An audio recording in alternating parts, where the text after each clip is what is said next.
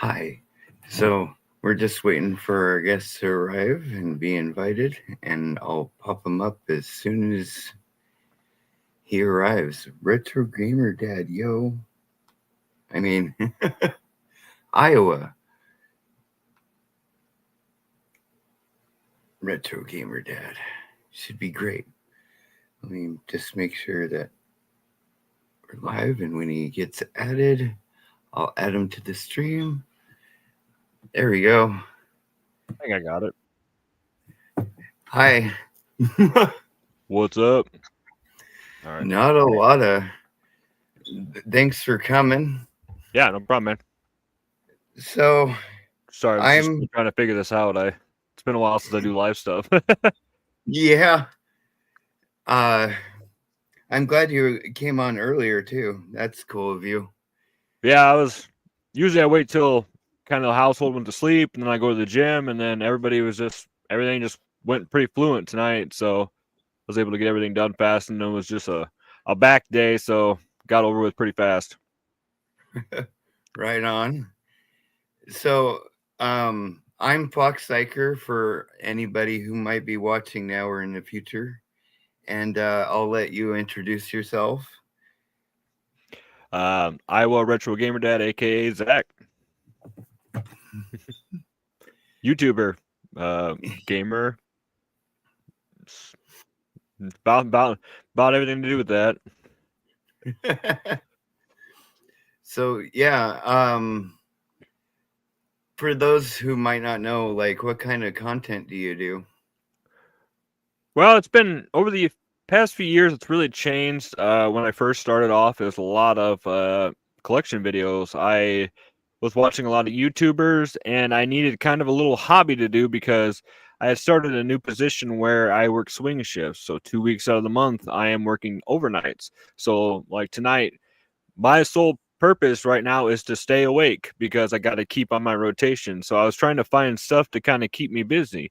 In the beginning, I was watching movies and stuff, but we all know once you get in your mid 30s and a little bit older, you start watching a movie. Sometimes you just get tired. So I had to start finding other stuff. So got into hobbies. I was watching, a lot of these YouTubers and stuff. I think it was about 6, 7 years ago now.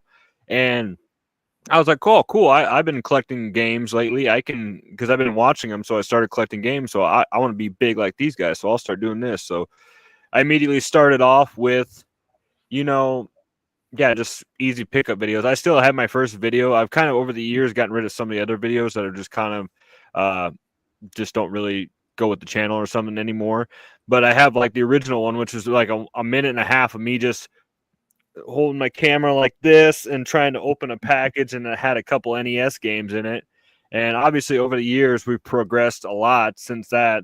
But I had dreams of becoming a huge YouTuber and stuff like that. And obviously, over the year, I've kind of humbled myself and went about that. But then it kind of went all over the place. It was doing funny videos, and then I was doing weird food challenges and eating spicy stuff and doing some other stuff for charity and everything that went along with that. And then I just kind of was like, my channel was just dying out, or it wasn't really dying. It was just stale. It wasn't getting anywhere. And I started actually covering retro game pricing and stuff like that and talking more about the collecting itself instead of showing what I've been getting. And by doing that, it seemed like the channel took off a lot more. And obviously, it was during the trend of DK Oldies. I had worked my butt off for years trying to get monetized, and nothing was working. I had the subs, I had all the stuff, but I just could not get the hours. Well, the one shining moment that DK Oldies had was every time I popped a DK Oldies video out, I was getting a couple thousand views. So my watch hours just took off. And then finally, once the trend kind of died off, I was like, okay, well, now what do I do? I mean, I monetized. That was kind of the main goal. And I was kind of lost for a little while on what to do now. And then one day I just kind of was like, I think my wife and I were somewhere, and I was, buying a couple of games. And then she just kind of made the comment, was like, why are you going to get that? You don't even play it. And then I watched, about the only good thing I've ever lately that I've seen from, our GT85 was he sold all of his collection. And he said he just said it didn't make sense to have it anymore. And then something just kind of clicked. And it was just kind of like, Yeah, I bought all these games kind of for the wrong reason. I tried to thrive with this YouTube channel, and it just kind of went bad. Like, it just like, and then I was like, then that point, I was turning around, looking in my room, and just kind of like I had all this crap, and I was like, I'm never gonna play this. My son and I would play some of them, but that'd be the occasional like NBA Jam or kind of fun little games like that. It wasn't like him and I. He's too young to sit down and play Final Fantasy or anything like that. So Yeah.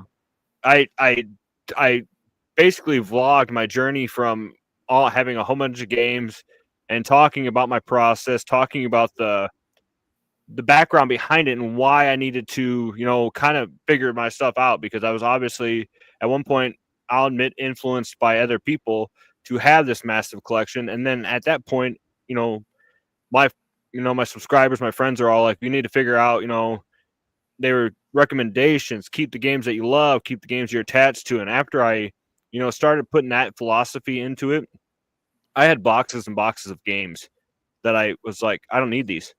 So I ended up Yeah. to my local game store, trading them all in, just getting a bunch of credit because let's face it, I still love video games. I just had a bunch of games I didn't love. And so I had a couple $100 credit at my game store. So every once in a while, I just pop in and be like, oh, you know, I never really did have Zelda Link to the Past growing up. I'd love to have Yeah. that physical.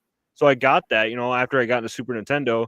And then the one time I went in there and you can kind of see it right there is a mint box copy of Final Fantasy 2 on Super Nintendo complete. And it's Yeah. just, I've been wanting, that. So I was like, oh, cool. That was there one day. And I started getting games that I actually loved and connected to. But getting a little off topic, anyways. But yeah, my content nowadays is more along the lines of progression with how I've kind of controlled my collecting, and also just kind of basically just game discussions and stuff like that, and sometimes just the stuff that people don't want to talk about. Like I've done several videos on the dark side of collecting. Like I said, my progress of how I was addicted to, and hooked on the dopamines and everything, and buying the video games. And then on top of that, it was just kind of like, people don't talk about some of the stuff that you're watching these YouTubers, and you're thinking, oh man, that lifestyle is amazing, and it's just like a lot of it's just kind of fake, and it's just what they want to show you. It's like with anything TV and stuff like that. And I don't think a lot of people understand that. They just want to keep buying and buying and buying, thinking that it's going to be amazing. And then, like you said, then you end up in my position where you're just surrounded by all this stuff, and then you're like, I don't even know if I really even like this anymore. So it made Oh yeah. my content's about nowadays. Trying to get more back into actual gaming and stuff like that instead of because there was a while back, there was one going around is that whether you're a gamer or you're a collector. And I tried and tried to justify being a gamer. And every time I kind of came around to it, it was more, okay, never mind. I'm more of a collector because I don't even play these games. I just spend more time buying more than actually playing them. So that's kind of what I'm trying to do nowadays is focus more on the gaming aspects of it. Um, some people will start seeing some of these, my videos won't come out as much because I'm kind of focusing more on doing stuff behind the scenes instead of trying to pop a video out every 2 or 3 days, because that was a big thing last year. I took 2 months off basically from making videos because I was so just burned out, man. I was putting videos out, and then I was just getting to the point where I was trying to just find trendy stuff, whatever got the clicks, and then it was just becoming more along the lines of I wasn't even happy with my videos anymore. I couldn't even like when I was editing, I didn't even like to watch them. So I was actually releasing videos that were missing sections or the audio cut out. And I didn't even know it because I didn't even want to watch the video because I was just like, I don't even like this content. So why is everybody else wanting to watch it? So after that, I decided to take a step back. It took about 2 months off and kind of just relax, and then did pretty good for a while. I still pop out probably way too many videos, but I'm having more fun doing it now than before, where it was like, oh God, this video didn't get 1,000 views. Oh no. And then I'd stress about it. But yeah, that's about where Yeah. I'm at. I hear you on the stress though, man, because uh I had like a channel for like 8 years and never really went anywhere with Yeah. I had like 300 subs on it, but it was too like, diverse of topics and everything else. So I made this new gaming channel this year to try to, see if that's how the algorithm works, I guess. Right. But as Retro Rob said, it's pretty much a crapshoot. Oh, I still don't get it because you hear so many different things. Don't do shorts. Don't do live streams. Don't do this.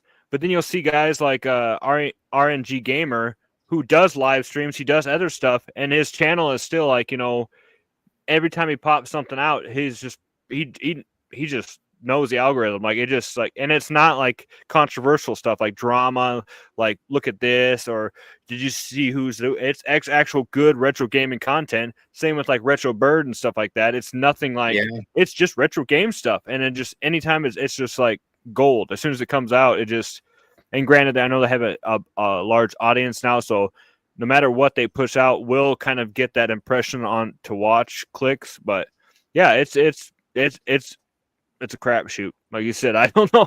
Sometimes it's yeah, just kind of like I'll have one video that I'll put out that I'll be like, oh, this one's gonna do awesome, and it'll do crap. And then I'll have one video that's just kind of like I threw it together in like 20 minutes, and then also next thing I know, I go to sleep and I wake up the next morning and it got, it's hitting 30 to 40 views an hour, and it's just keep going. I'm just like, what the heck's going on? You know what? Why was that one out of anything better than the rest? yeah. Insane. Topics is a hard one too sometimes because you want to be unique enough to get noticed, and you don't want to be, repeating the same things other people do. Yeah, and that's kind of that's the hard stuff, is trying not to jump too much on the bandwagons, because you don't want to be that kind of channel sometimes. I mean, and it really depends on the person's goal. I know a Right? lot of people are, some people's goals when they first start up is I want to make a bunch of money on YouTube, so they'll start doing all that stuff, and I'm trying to think of the right word. They'll leave the shame at the door and just do whatever to get them. They just want to make a bunch of money, which I understand. I mean, I don't make much, 40, $50 a month, if that sometimes, but it's just kind of like, it's kind of nice that, 2 months I get a little check from YouTube. And then a lot of times I either put it back into the channel, or the one time we used that money to go to Iowa Hawkeye football game. I took my family to go to Iowa Hawkeye football game. So, I mean, this fun little stuff that I do on the side does bring in a little chip change every once in a while. But yeah, it really just depends on the goal, because I know we all want to become probably famous. We all want to become big. And if we can do it Yeah, without we'd losing all our like to be dignity, the next Jasmine Gold or something. yeah, yeah, Man, I mainly my channel, I just wanted to, put the more positive spin than what I usually see. yeah. There's enough pessimism around as far as, these games coming out, and gaming is dying. I don't really think that personally. I mean, what do you think? I mean, It's personally not, it's not dying at all. And in fact, we got probably more places to play gaming nowadays. And in fact, it's starting to branch out. Like, I saw rumors, that the Master Chief Collection's coming to Sony. It's coming yeah, to PS5, and I saw that, and I was like, this can't be true. But then I started seeing more credible sources saying this, and I'm like, okay, is this the end of times? Because I never would have thought, I'd see Master Chief on a PlayStation. But yeah, I honestly do not think gaming is dying. I think something needs to change pretty soon. These AAA titles are starting to see that they're just pushing out some games, and they're not hitting. And it's the same with some movie studios and stuff. It's just some of the stuff they're doing now, it's not what we want to do anymore. Like, everybody knew that Suicide Squad was going to flop. They knew it, and then they kept pushing it out, kept pushing the game out. Sorry, not the movie.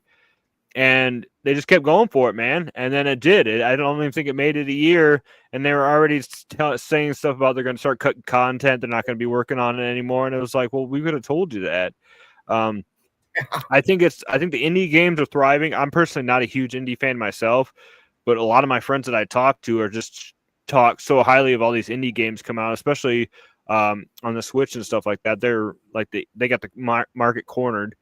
But I don't think gaming's ever going to die. I mean, it's something that people do, and in fact, nowadays it's a sport. We have esports, so They're Yeah, becoming more and more popular. They're posting, they're streaming. They're pretty soon they might even have their own ESPN channel, and stuff like that. So it's becoming more normal.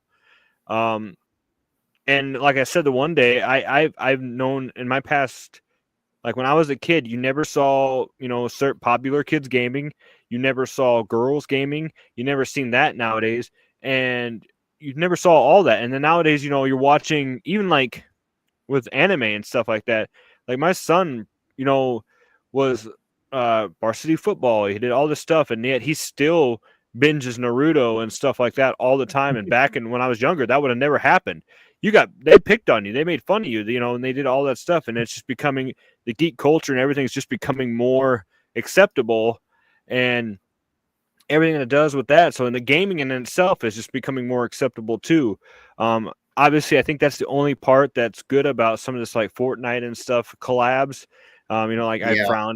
frowned upon seeing Nicki Minaj and all that stuff on there, but stuff like that, I guess, in the end, does improve gaming for certain aspects. But in and itself, um, the only thing that I think is somewhat dying nowadays, it just kind of seems like retro gaming in itself. I know there's indie games that are retro game inspired, but I do Right. feel like nowadays that if they don't start pushing some of the stuff out, if these companies don't start renewing some of these IPs or whatever, Konami especially, they have all these great Castlevanias and stuff like that. They're not renewing them. They're not making games for them. And it's just, I think if they started doing stuff like that, they might get a little bit more of a boost to that. But it's just, I mean, I can't say retro gaming is dying too much. People are still obviously doing it, but I think the trend of it is starting to fade away a little bit. I think it's dying down for sure since like 2020, especially like I've noticed that like Pokemon cards are raising up now, and retro gaming and reselling is kind of tapering off a little bit. Well, yeah, the big thing I noticed the other day. So my youngest son has been getting into. We've been trying to watch stuff, that's appropriate for him. So at night before we go to bed, we sit there for about 15, 20 minutes. And we watch TikTok. But what we've been watching is he's really into sports. We've been watching sports cards. So guys, buying boxes of sports cards, opening them up and stuff like that. And so he's been Yeah. getting into sports card collecting. And I stopped at I hadn't been in a sports, card club store forever. And I popped in and there was a bunch of people in there. And I was Yeah. talking to the owner. He said, I don't know, a few years back it became huge. And I think like TikTok and stuff like that was really pushing it. And then I was talking to him. I was like, yeah. He's like, I was in the retro game collecting, and before that, I remember people saying that sports cards weren't worth anything anymore. They weren't even worth the cardboard or fake cardboard or whatever they were posted on, and they were just pennies on the time. There were so many autos out from everybody that were becoming they were becoming worthless. And then all of a sudden now that's like you said, that's the stuff now is the Pokemon cards, the football cards and everything. And it kind of seems like the retro gaming ass ones are kind of dying off a little bit. The trends for reselling and everything. Yeah. It's nuts. It's wild to me because my son is recently into collecting them, Yeah. but the newest sets, the newest boosters, there's no way he can even get his hands on them because these Yeah. adults pick them up and swoop them up right off the bat. It's So nuts. My one video I just did was crazy stuff that retro game collectors and just collectors in general have done. And one of the DMs that a guy sent me that inspired that was that this guy would stock the shelves, not stock them, stock, like walk around and wait for them to restock. And he figured out which employee did it. And I guess that the guy had followed that employee home one night because he wanted to know exactly when they would be stocking them because he wanted to be one of the first guys in there. That was the story that he told me, and that was just nuts to me because that's how crazy these yeah, people are getting kind of with these cards. Now being in small town Iowa, we aren't as impacted by that. Our Walmart still generally usually has Pokemon cards and stuff like that, but it's nuts just seeing those videos like the TikToks the one day is of them literally putting them up on the shelves and guys running down with carts just scooping them in. and I'm just like, holy cow! And then It's like Black obviously Friday, scalping them, you yeah. know? And I think granted, TikTok has those 15, 30, 60-second videos, but the TikTok live, I found that the sports cards themselves are becoming more popular because guys are buying cases. They're basically selling teams, and then if they open those packs and then your team is in those packs, you get those cards. So that is becoming huge because people Oh, don't have to, you get the aspect of the, oh my god, what is it going to be in there, but you don't have to spend that 200 and some dollars on the case. You can just spend $20 and get your favorite team maybe. But I think TikTok and live and stuff like that is really kind of doing that stuff too, and obviously just Pokemon cards in general. I don't get it. Like, don't get me wrong, I love Pokemon. Like yeah. blue and yellow are my jam. They were my favorite growing up. I absolutely loved them, and I loved collecting the original bit cards. But nowadays, like my son got some in his stocking for Christmas, and he opens them up, and there were so many shiny ones and stuff like that. And I'm like, well, I don't even know if these are worth any money because back when we used to get the holograms or the holograils or whatever, it was like, oh man, this one's got to be good because they don't see it often. Now every other one was flashy and XY and whatever. And I'm just like, and then I looked it up and I was like, oh, this one's only worth like 20 cents. What? I don't know, but it's interesting to Yeah. see. I can't imagine though that like when some of them are reselling these boxes for like $1,000, that there's even $1,000 of value in the box. I mean, I have I've watched. I'm a big fan of LA Beast, and I watched him. There was a famous year. I want to say it was '97 Fleer. Would be the Michael Jordan rookie card was in there, and that card is worth a butt ton of money. oh They were wow, guys dropping hundreds of dollars, I think, on just packs, hoping that they pull that rookie card. He honestly, he did a video and he actually did pull it. He bought a couple boxes, but he spent a bunch of money and he did get lucky and pulled it. But I'm just like, I know, and I'm here trying to justify, spending $80 on a video game that no matter what is going to at least have some value, or could sit here, or I might enjoy. Meanwhile, these guys are blowing hundreds of dollars on chances of just pulling something. Now, granted, high risk, high reward. I watched a guy the other night pull one of one card out of I think it was a basketball, no, it was a football card, a 1-on-1 out of there, and it was a rookie card. And I looked it up because on price charting, they got sports cards now on price charting, and it was like an $800 card just normally, and if you got it graded, it was even more. So it was just kind of like nuts oh yeah, seeing that stuff. And then of course, he spent maybe $100 on that box, and then about 10 times his money. But the same with like scratch cards and stuff like that. I always hear people, I won $20. It's like, okay, well, how much did you spend before you won that $20? Oh, I don't know. right, I bought right. about $50 worth. I was like, well, then you lost $30, man. People don't see that sometimes.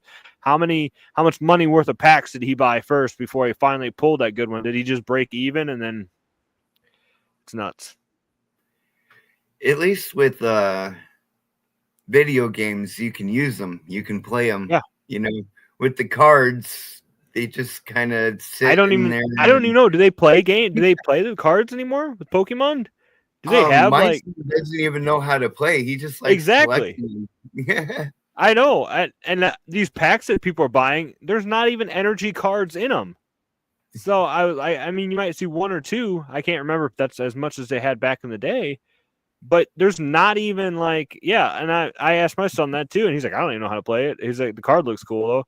But I was like, I'm surprised that might, and who knows, maybe maybe my algorithm hasn't found it. Maybe there's a whole, what do I want to say, a league of these guys that are still playing this game professionally that I don't know about, building decks and stuff like that. But I guess that's the same with like Magic the Gathering and stuff like that. I had never seen any cards over the last few years, and I thought it was dead.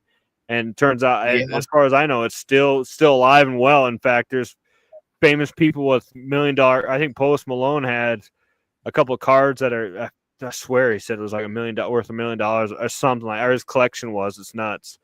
Oh But yeah, wow. it's still alive and thriving, I guess. I used to play like when I was like 13. Yeah, Way back in the day, but I thought it faded out too, like Yu-Gi-Oh did. Yeah, But it's nuts. I don't know. I guess it's like kind of like that tulip mania. I guess is that like everybody's just buying in because it's fresh and you might make an investment or money out of it. But Yeah, I got on that little bit of that bandwagon with crypto. That's a whole nother side video. All my buddies at work were doing it, so I hopped in on it, and then all of a sudden the market just crashed, and now I'm just sitting there like, man, just fingers crossed that it'll go back up so I can at least break even. But yeah, that's the same with anything. It's just kind of like, you sit or, that's being, 11 and a half years of sobriety and stuff like that. One of the things that they tell you at the meetings and stuff like that is if you hang around bar, sooner or later you're going to drink. If you hang out at a barber shop, sooner or later you're going to get a haircut. So if you're hanging yeah, around this stuff, sooner or later you're going to get into it, even if you don't hate it. I mean, even if you hate it, like my wife and her Hallmark movies. I'm not gonna watch this. I'm not gonna watch this cheesy. But if I stay around for long enough, I'll find right, some that aren't that bad. I'll sit there yeah. and watch them with her, and then I'll be paying attention. She'll be asking me questions about the movie. But yeah. So, what games are you playing lately?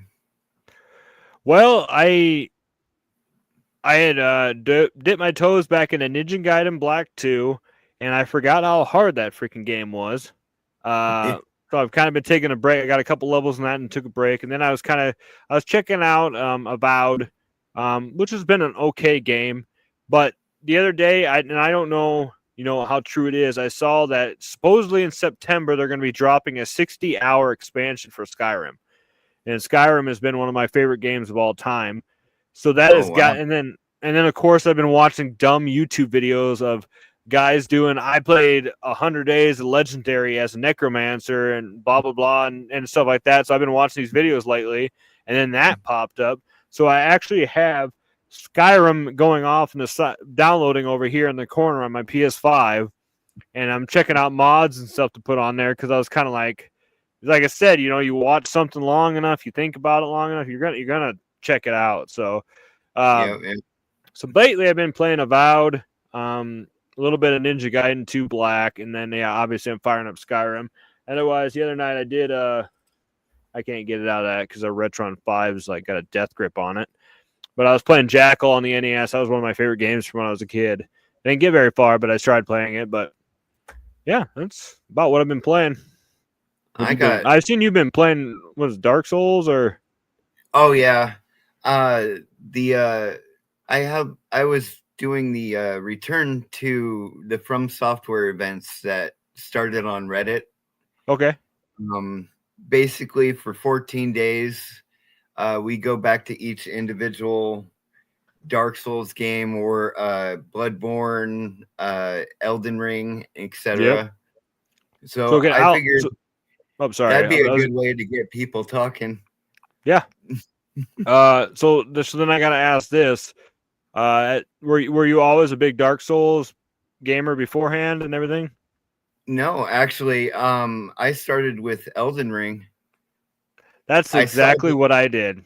I So saw the I trailer and I'm hated like, I want this. I hated Dark Souls games. I remember getting Dark Souls 2, pre-ordering it on my Xbox One because they re-released it on it. I played it for 2 hours and I'm like, this game is horse crap. Why do people love this? And I never touched it again. And then Elden Ring came out and it was trending. It got Game of the Year.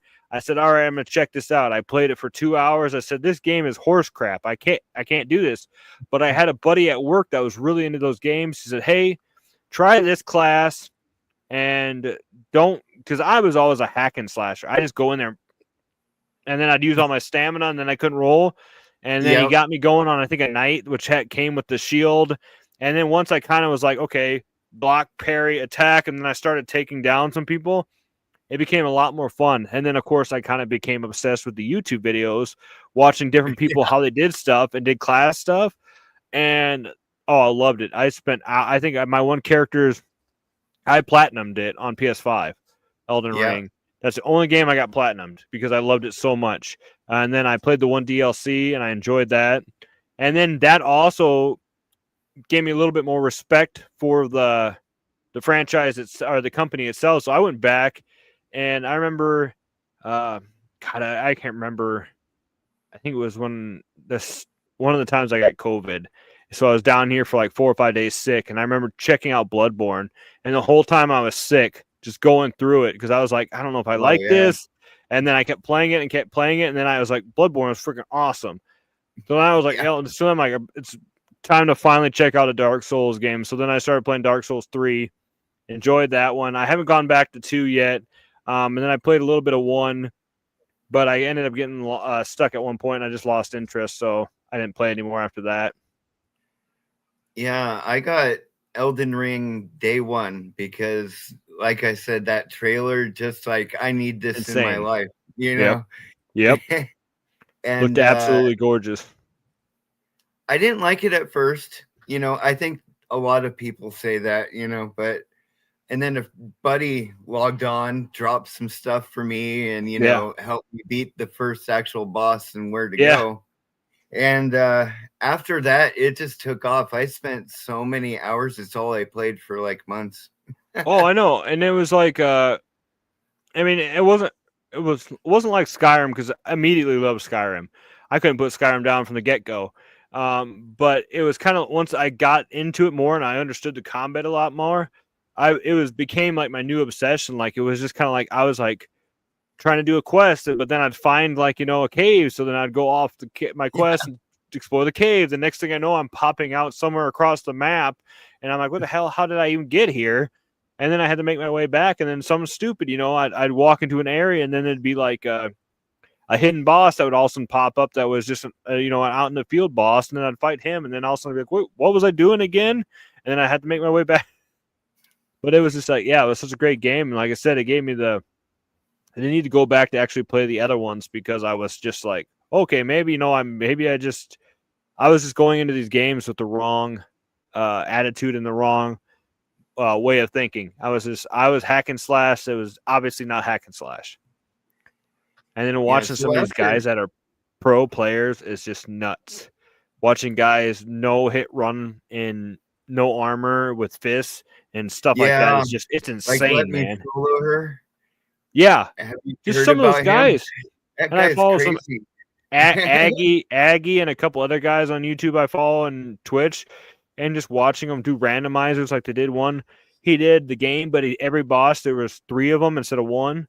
So I mean, at one point he was fighting 3 millennias, and it was just like holy crap! And he's doing it. Like I'm just like, oh my gosh! Like how are you doing this? I struggled on the 2 golem ones. How are you doing 3 freaking?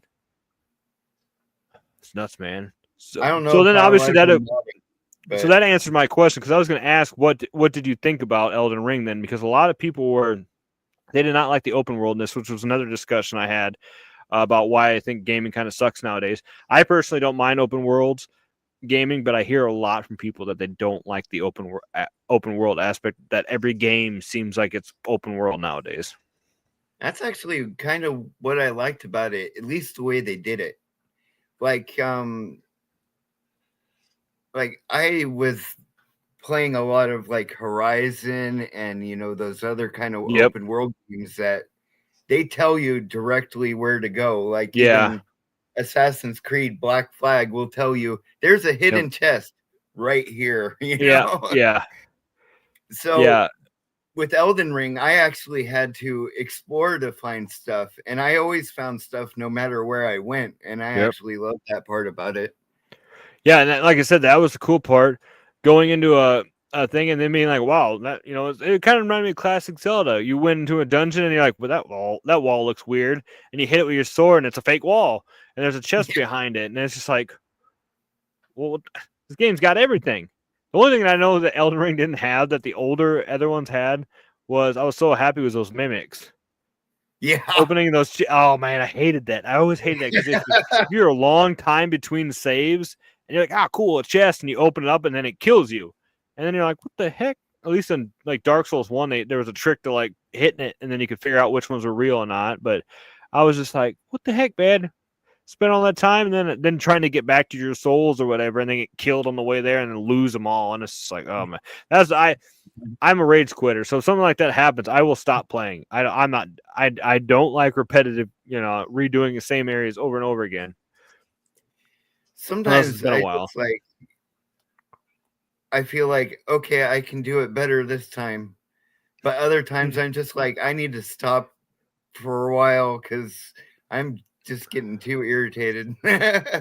That's exactly how it goes. I don't know how many times I've done that where I tried an area for an hour and I finally just rage quit and I came back like a day later and then beat it first try. And it was just Yeah, like I yeah. just needed a freaking break. My mind was going nuts. Yeah. After Elden Ring, that's when I bought the trilogy for PS4. Yeah. I figured it comes with all the DLC, so why not, try them out. And Yep. then I finished Dark Souls 1 with using Fighting Cowboy. His videos really helped Yeah. get me through. Yeah. But because it's easy to get lost in Dark Souls, Oh, even though it's it not nuts. open And world. and a lot half the like there's the primary bonfires or whatever, and then there's hidden bonfires in between of them that you don't know about that you can just randomly stumble upon.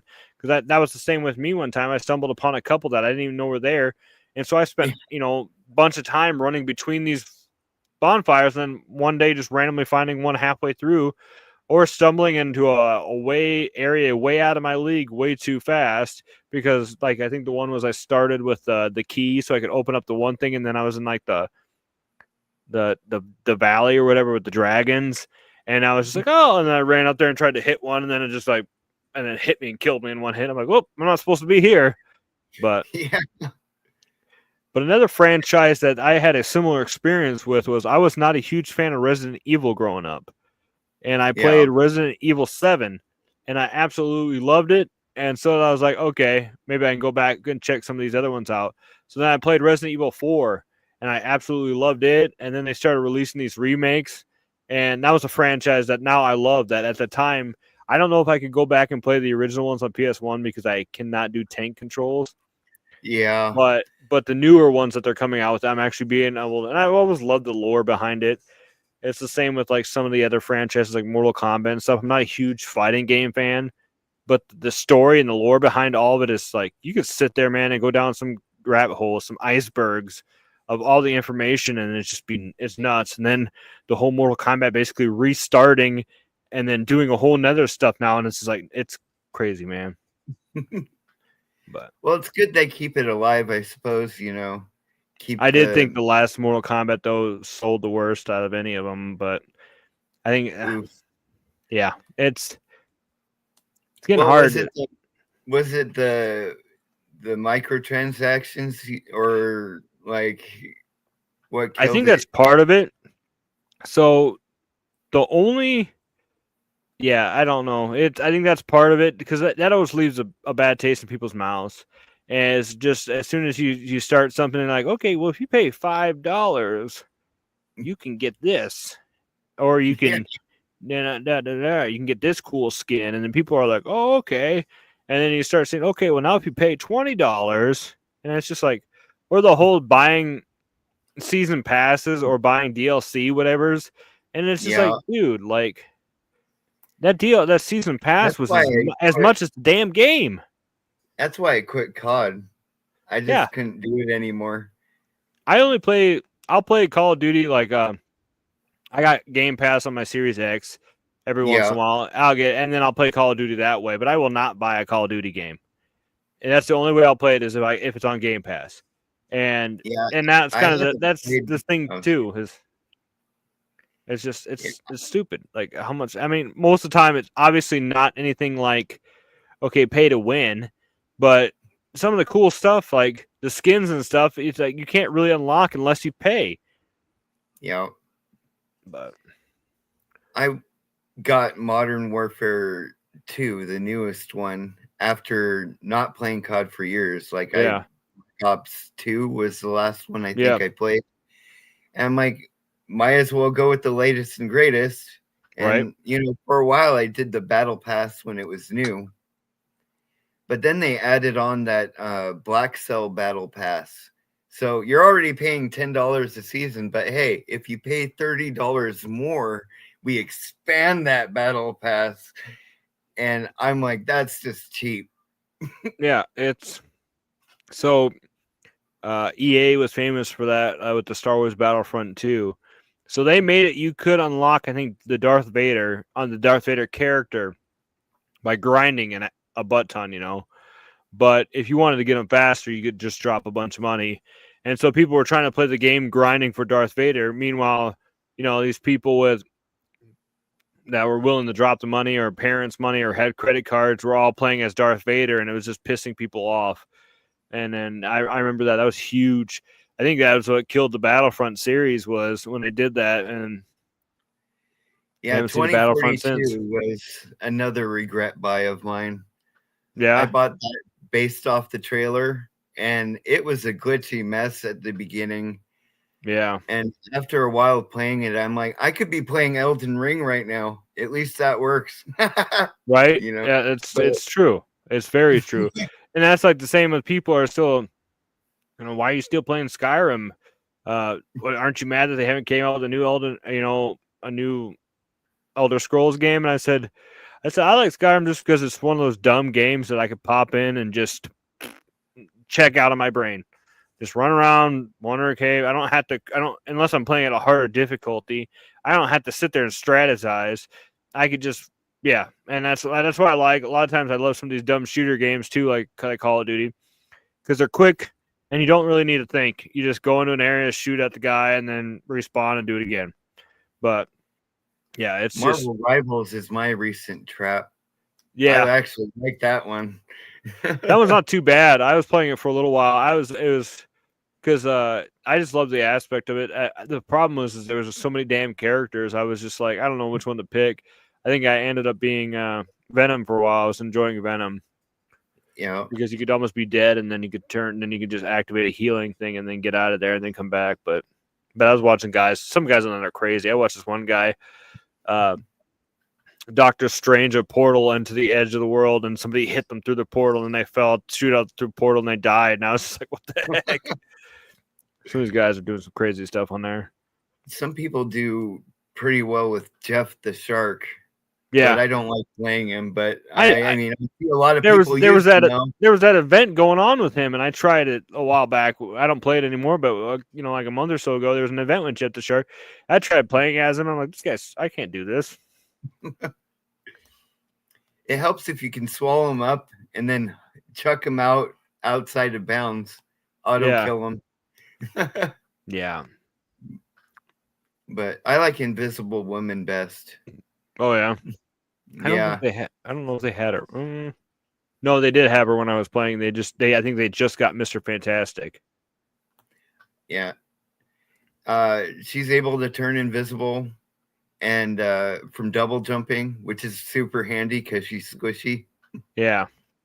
And then you can like do a dot and heal people from far away and all that stuff. It's tricky, but nobody blames the healer. Yeah. Everybody's like, yes, please be the healer, because nobody ever wants to be the healer. Yeah. I didn't play much. I didn't play much World of Warcraft. I wasn't one of those guys, but from the little bit I did play, that was the one thing my buddy, when he got me onto it, he made me a healer because he said that when you do the raids and stuff, there's never a healer. It's always, DPS, and that's it, and tanks. Yeah. And so he said, if you get a healer, you'll find matches like nothing. And he was right. The little bit that I did play, bam, bam, bam, bam, bam, I always find them. But then you got guys yelling at you all the time. Heal, heal, heal. I didn't play much WoW, but EverQuest was my thing. Yeah, back in the day. But I didn't play that one. I always wanted to, but growing up, we never had a fast enough internet. We were always pretty cheap and had dial up, and you could never play those games on them. And it wasn't until that I moved out on my own that I finally got WoW. And of course, that had already been out for 10 years or so, but at that time, so it was just like, I mean, it'd been out so long that when you made a character, I think you started at level 30, just so you had a boom. That's how bad it was. Oh wow. Yeah, I like MMOs. Like I play 14 as well, but FF14. Yeah, I had gotten into Neverwinter a few years back, probably about 10, 11 years ago now, because it was free. And a couple of my other buddies actually were playing it, so I was like, "Oh man, you guys want to play together?" So we'd do some of the quests together. But other than that, it's just like over the years I haven't really played as much. I don't have time to really jump into any of those, so it's usually just short splurts of whatever game I can play. Yeah. But yeah, other than for streams, I've just been playing mainly Marvel Rivals and some retro stuff here and there. I've been buying up all these PS3 games, but I haven't played them yet. Yeah.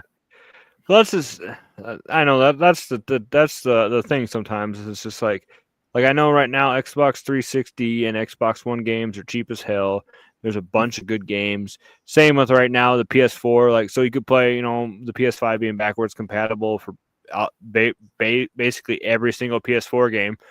Yeah, And with the way graphics are nowadays, the PS4 games look just as good on the PS5 as anything. And most of the times they have a free PS5 upgrade. Like the Skyrim collection I have right now I purchased the complete one on the PS4, and I'm pretty sure that it had a free PS5 upgrade that I just downloaded.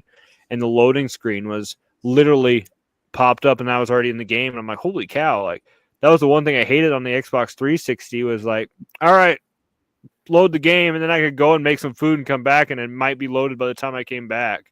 right. But that's nuts nowadays with this modern gaming and just no loading screens. Like you get back into the action so much, and it's probably bad too because you don't get That's time. what I noticed about PS5 is how freaking fast it is. Yeah, it's nuts, absolutely nuts. You'll sit there like I said, it's almost bad because by the time you'll jump back into the game just after dying to that boss, and then you'll get in there and he'll kill you right away, and then you're just like, I don't want to throw the controller right away because it's just like you don't get that time to catch your breath between goes. It's almost like the back in the day when they had the unskippable cutscenes right before the boss. So every time you died, you had to watch that scene over and over again. I can't. Somebody had a funny video one time. It was a parody one of those, and they could do it. They were doing the cutscene word for word. Everybody's dialogue. This is because they knew it so freaking good from watching it over and over again. It's funny. Wow. So, what do you think of the PS5 Pro? No point. There was no point. No point in it. I don't even think we've met the graphic capabilities of a PS5, let alone require a Pro version of it. And that was the same with people were saying about the PS4 and then the PS4 Pro. There was really a point to this. I mean, I guess we did see with Xbox One where they had the Xbox One and then they started releasing like the Xbox One S and then the Scorpio or whatever the hell that was. Yeah. But I mean, there was really no point to it. I think, especially the other thing that paid me mad was they're all digital. Like, yeah. But then it was funny because you had these people that were so into pro physical media, blah, blah, blah. And then you'd see their YouTube video. Oh, I got my PS5 Pro today. And it was just like, I thought you were so against digital content and stuff like that. But here you are buying something that's pure. Well, I spent the extra $100 and got the disk drive or whatever for it. I'm like, I said, you're just feeding into the consumerism of it then, because that's what they want you to do. They're like, oh, they just made you buy. To find one. Yeah, and I'd never literally seen them like, at Walmart. Yeah, exactly. I'd never seen them. So that's like, I had a buddy I was talking to about that, and he goes, you know what you should do then? You should just every time you see one, buy it up, and just wait until everything goes digital. And those things will be like gold. And I'm like, yeah, that sounds like a lot of work though. Yeah.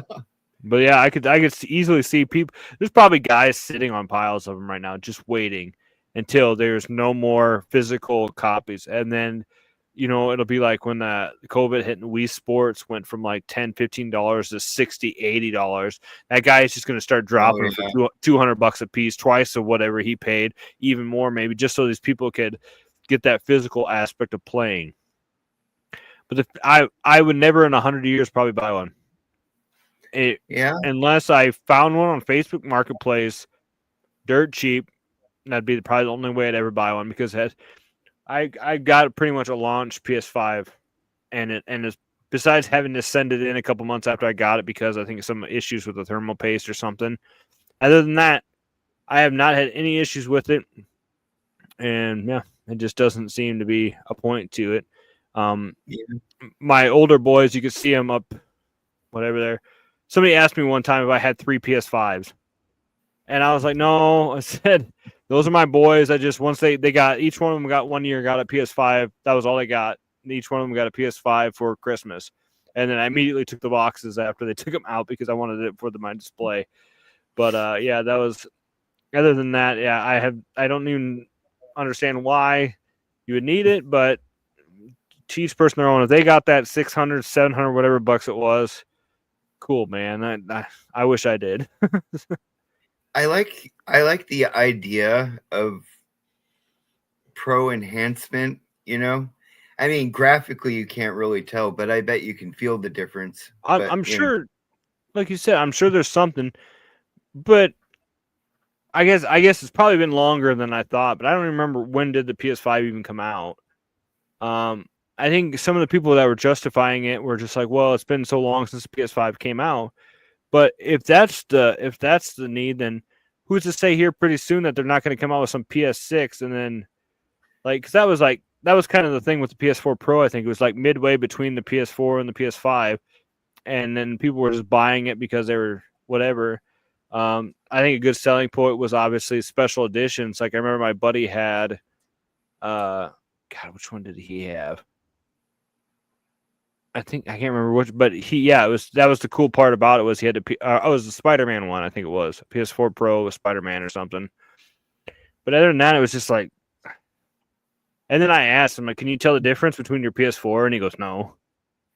I think maybe a couple seconds shaved off, probably loading screens, and I was wondering about the Pro, but and then maybe when you're on the home screen, maybe it loads up faster. Kind of like when you finally upgrade your computer, and a lot of times you can't tell too much, but you can tell that loading, like clicking on, like double clicking something actually opens it up a lot faster. A big thing I noticed was from back in the day is nowadays my computer my buddy built for me.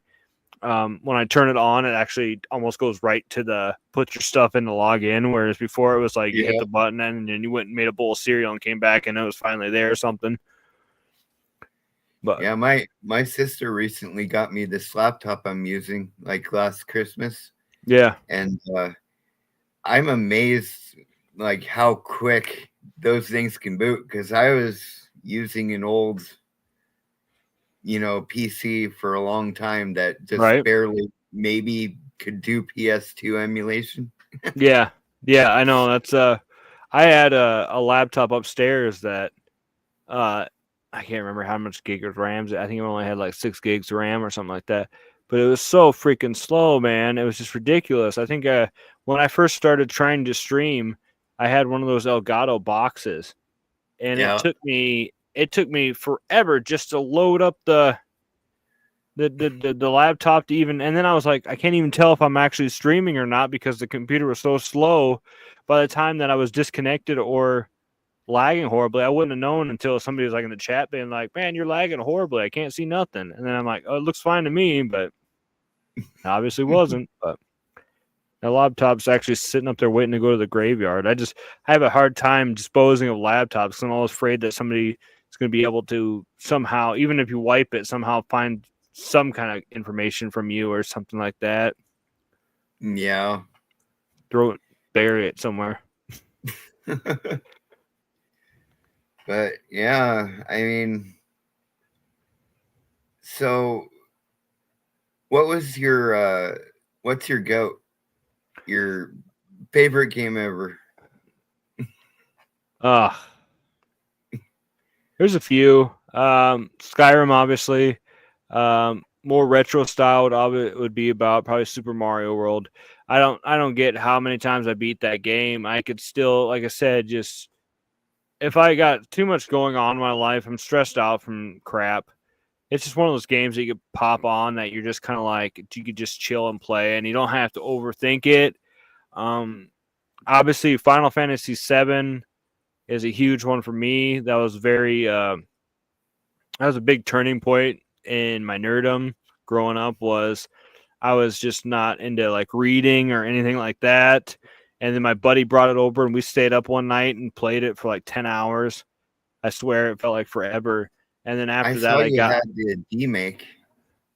yeah, I thought that was cool. yeah. I think You even it's had a right up. case for it. Yeah, Yeah. I don't know. I don't remember where I put it now.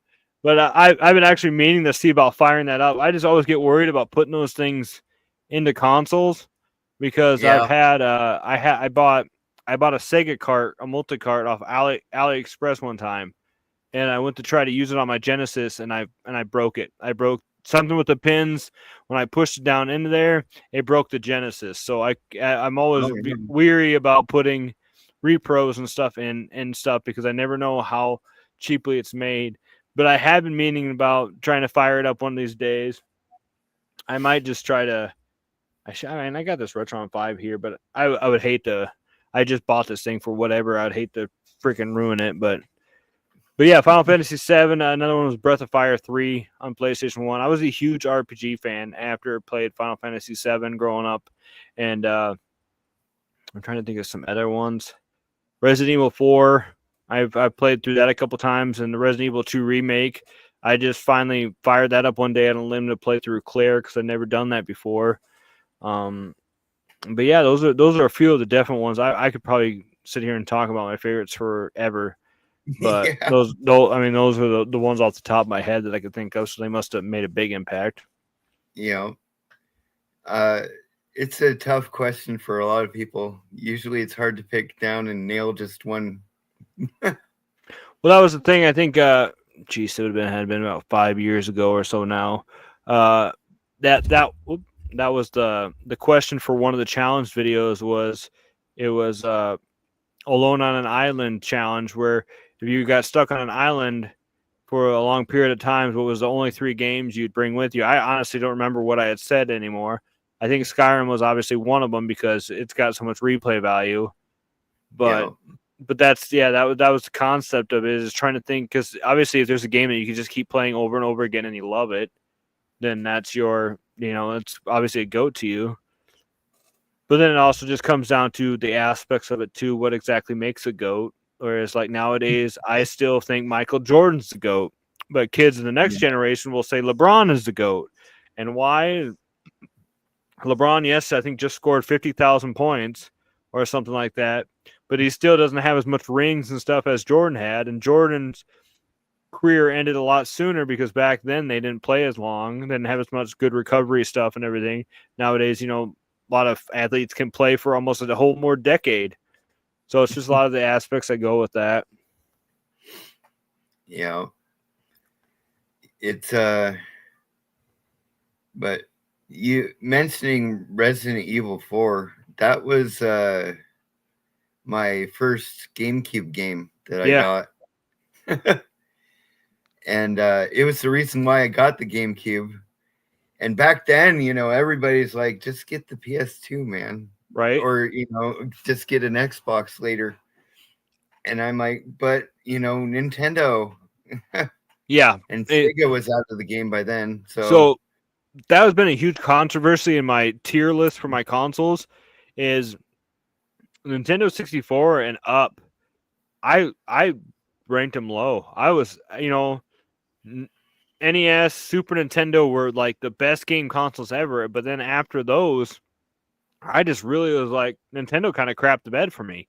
It was, I did not like the 64. I liked games on the 64, but I was a huge PlayStation 1 fan. I had gotten that for Christmas, and then everybody else gotten, N64 as well. Everybody was coming over to my house because we had games like Crash, Tomb Raider, and it just ran a lot better.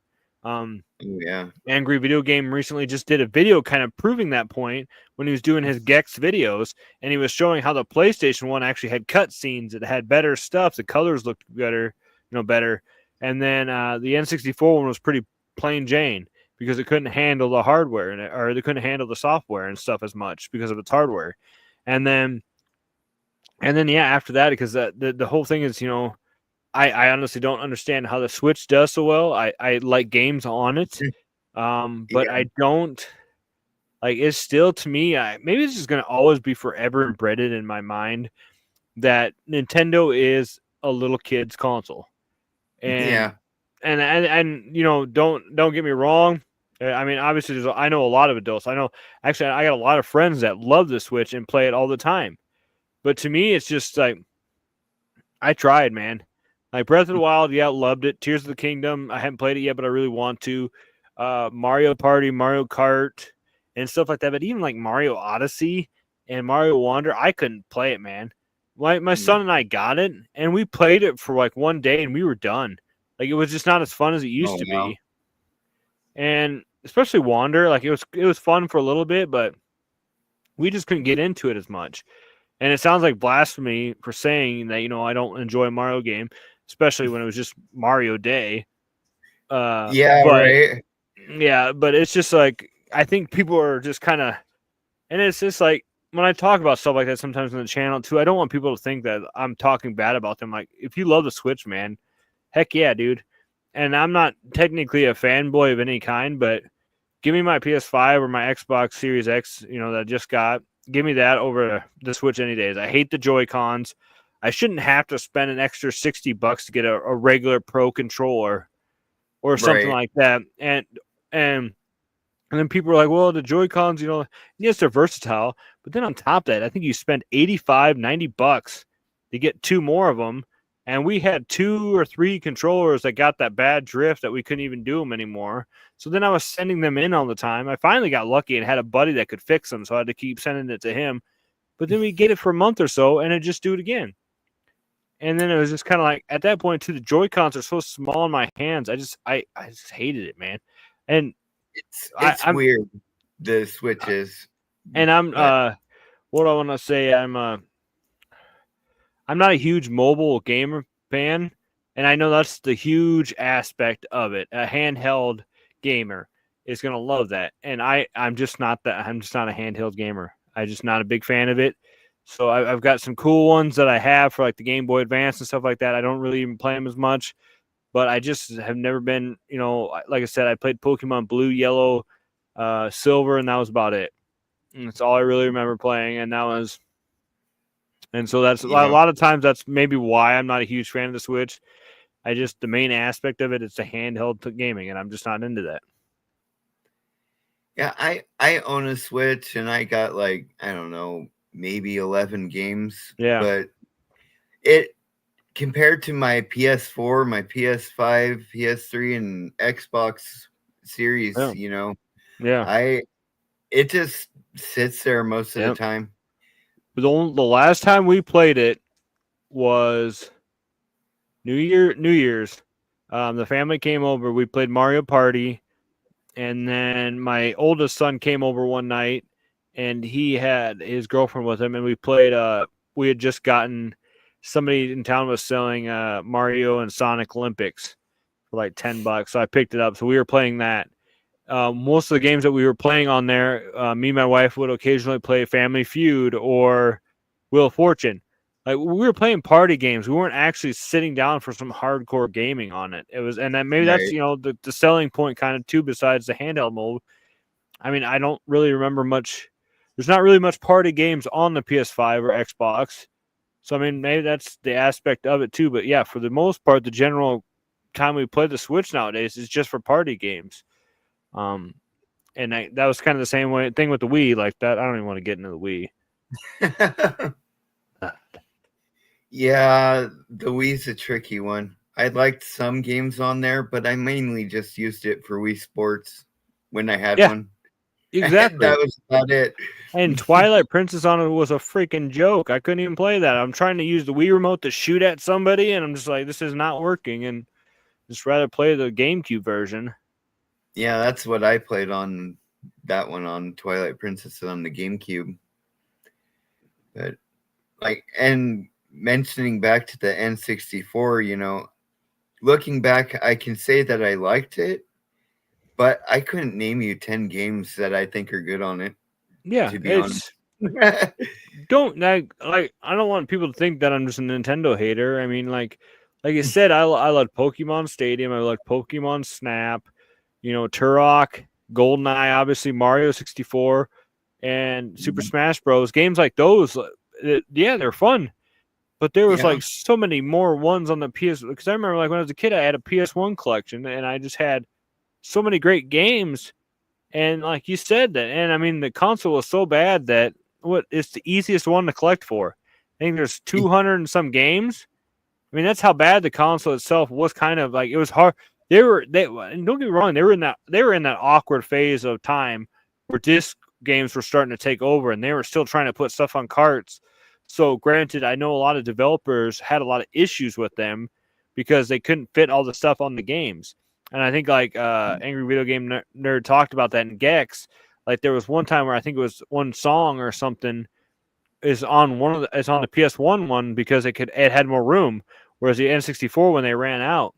And I've always wanted to see this do a comparison between Resident Evil 2 on the PS1 and Resident Evil 2 on the N64 because they said that was a developable nightmare trying to fit all that game on a freaking cartridge. And I'd just love to see how the heck they did it and how big it. I should do a comparison sometime to see what is all different between those two because that had to have been hard to fit all that on the cart.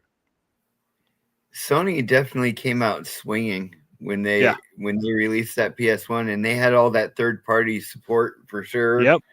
And well, Sony tried to get with Nintendo. And I think Philips did too. Philips had the CDI and stuff that came out, but they tried to get together and just Nintendo's always just been, nope, we're gonna do it ourselves. We're gonna do it ourselves. So then, Sony obviously was just like, well, I think they got with a couple other companies and they decided to put their own console out. And I remember wanting an N64 so bad just because I love Nintendo, and then I don't even know what made me change and switch it up to wanting a PlayStation. I think it was just the commercials. Like Sega used to do the promos with their commercials was insane. It blew you away. You wanted that. And I had a Sega growing up just because it was like, okay, these teenager kids are playing this. That means this is the cool one. I want the Sega. I don't know what blast processing is, but I want it. But I think that was the same with the PlayStation 1 was you'd have these little like Mario and stuff like that. Meanwhile, you got Sony popping out a game and it's got a guy in a Crash Bandicoot mascot with an air horn going around town shouting stuff. I remember that commercial. And it was just like, oh, this looks a lot cooler than that. And then Nintendo finally started getting it near the end because I don't know if you remember the N64, the Smash Brothers commercial where they're all trolleying down a field and they just start beating the crap out of each other. But I think Nintendo finally started to get the little bit, hey, we need to do something to get these other guys into this. But yeah, it's nuts. Like I can't believe, like. I think it's weird though. Like I remember, when I was a kid, it was Nintendo versus Sega almost exclusively. Like Atari was out of the game by that point. Yeah, Atari almost killed the gaming. And then Sony comes up, and then Microsoft comes up with the Xbox, and I'm like, wow. And then when Sega left after the Dreamcast, I was just amazed by that. Yeah, it was a weird time. I only knew one person that had a Saturn. I knew nobody with a Sega CD or a 32X. And I knew nobody with a Master System. I was in my 20s before I knew the Master System even existed. I remember seeing a controller one time and being like, what the heck is that? And then I was like, well, it must have just been a different Genesis controller because, they had the 3-button one and then they had the 6-button one. And then, I didn't know nothing about that. And I only knew one person growing up that had a Sega Saturn, and it was my babysitter. And I think all she had was Knights or something. And then other than that, I didn't know anybody with a Dreamcast because at that point it was PS2 or Xbox. I only had one friend that got a GameCube, and we never went over to his house because we all wanted to play Halo or, SOCOM or something on the PlayStation. We were playing all those other games, and man, that original Xbox Live was so hype. Oh gosh, Halo! I remember Halo 2. I remember the first night.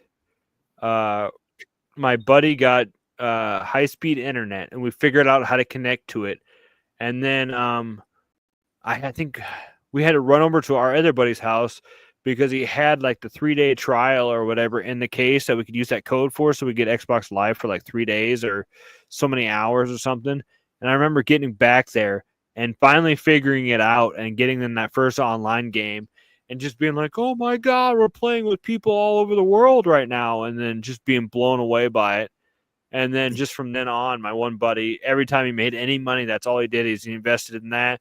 And we'd go over to his house. And then just the fact to the system link. I remember one time we had 16 people in one house playing.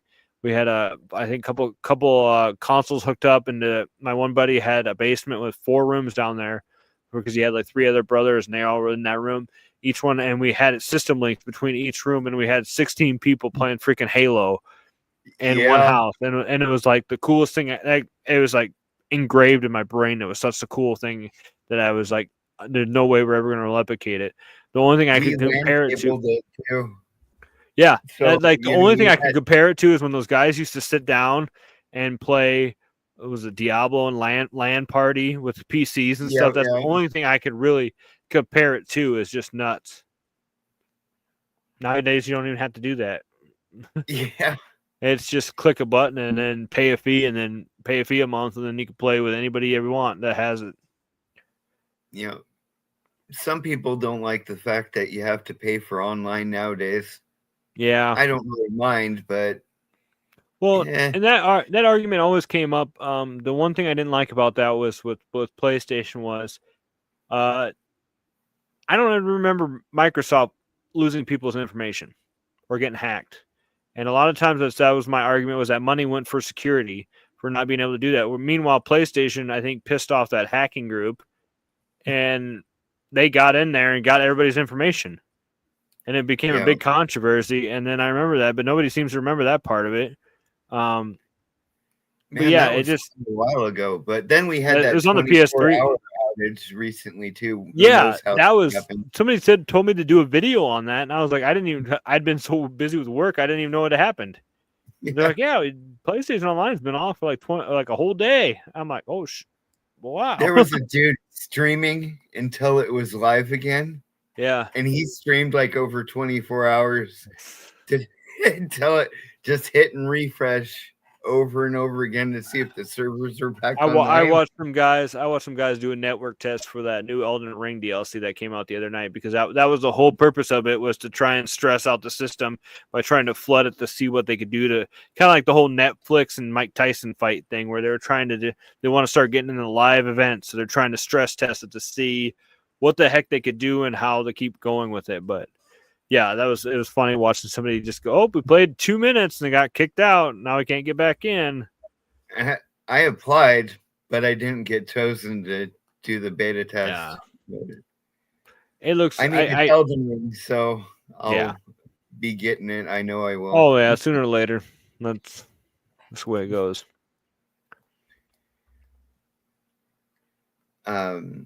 So yeah, I mean,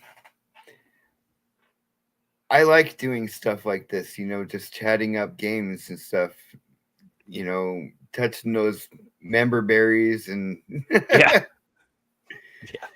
Remember when? Yeah, I catch myself saying back in my day, now. Yeah. We had a guy that started out at work who wasn't even it was a joke back in September, because he wasn't even alive for September 11. He hadn't even been born yet. And it was just like being that age, and then remember just knowing that fact that, that he'd not even been around for it. And then like what was the game you remember growing up? And it was some like 360 game. And then I'm just like, holy crap, man. And then I'm like, well, I played Mario. He goes, and he's like, which one? The original. That one? That old? I'm like, yeah. Yeah, I got my first Nintendo when I was like, I think 9 or 8. I was the happiest kid that Christmas ever. I also got the Game Boy that year, the original. Yeah. And that set me up. I was a gamer from then on. That was kind of so I was born in 87, and I think the Nintendo started coming out more in 89. And ever since I can remember, though, we had controllers in our hands. So I don't really remember. I had pictures somewhere of when I got my Nintendo and Super Mario 3 for Christmas, but I don't really remember it because I was so young. and same with the Sega Genesis, man. I don't know at what age. I'm trying to, like, you sitting there sometimes trying to remember what my earliest age of was remembering, Christmas Yeah. presents and stuff like that. And I remember when I got my PlayStation. That was a big one. And I remember trying to hook that thing up. Speaking of that, I don't know. I remember me and my dad cursing because he had the audio video in and out cords and he couldn't figure out because we were like, how the heck would we even hook this up? And then, so we had to hook it up to a VCR. Then we had to hook it up from the VCR into the TV. We had to make sure we had the Oh, right yeah. settings on the VCR. And it was just like, because a lot of the CRTVs didn't have at that point, they didn't have the audio. I can't think of the words for them now, but the RCA cords. Yeah. So, and then it was always a pain in the butt to try and hook that thing up because you had to always go through a VCR first. Nuts. Yeah. Not like a coax where you could just screw it in. Yeah. And that was the other fun thing growing up, not knowing, trying to screw in coaxes when you're a little kid and you don't really know how it actually works and then struggling. Or the what is it? The RF things that you screw the Yeah. screws back on to get it to work. I had Yeah. a black and white TV that did that with my Yeah. Nintendo. It's crazy. Now you just put an Nowadays, I HDMI tell cord. my kid about black and white TVs, and he's like, "What do you mean?" Yeah. Well, back in my day, it's kind of like my Yeah. grandpa used to say, like, I used to listen to radio programs all the time, and Yeah. whatever, Grandpa. Now I catch myself doing that. It's nuts.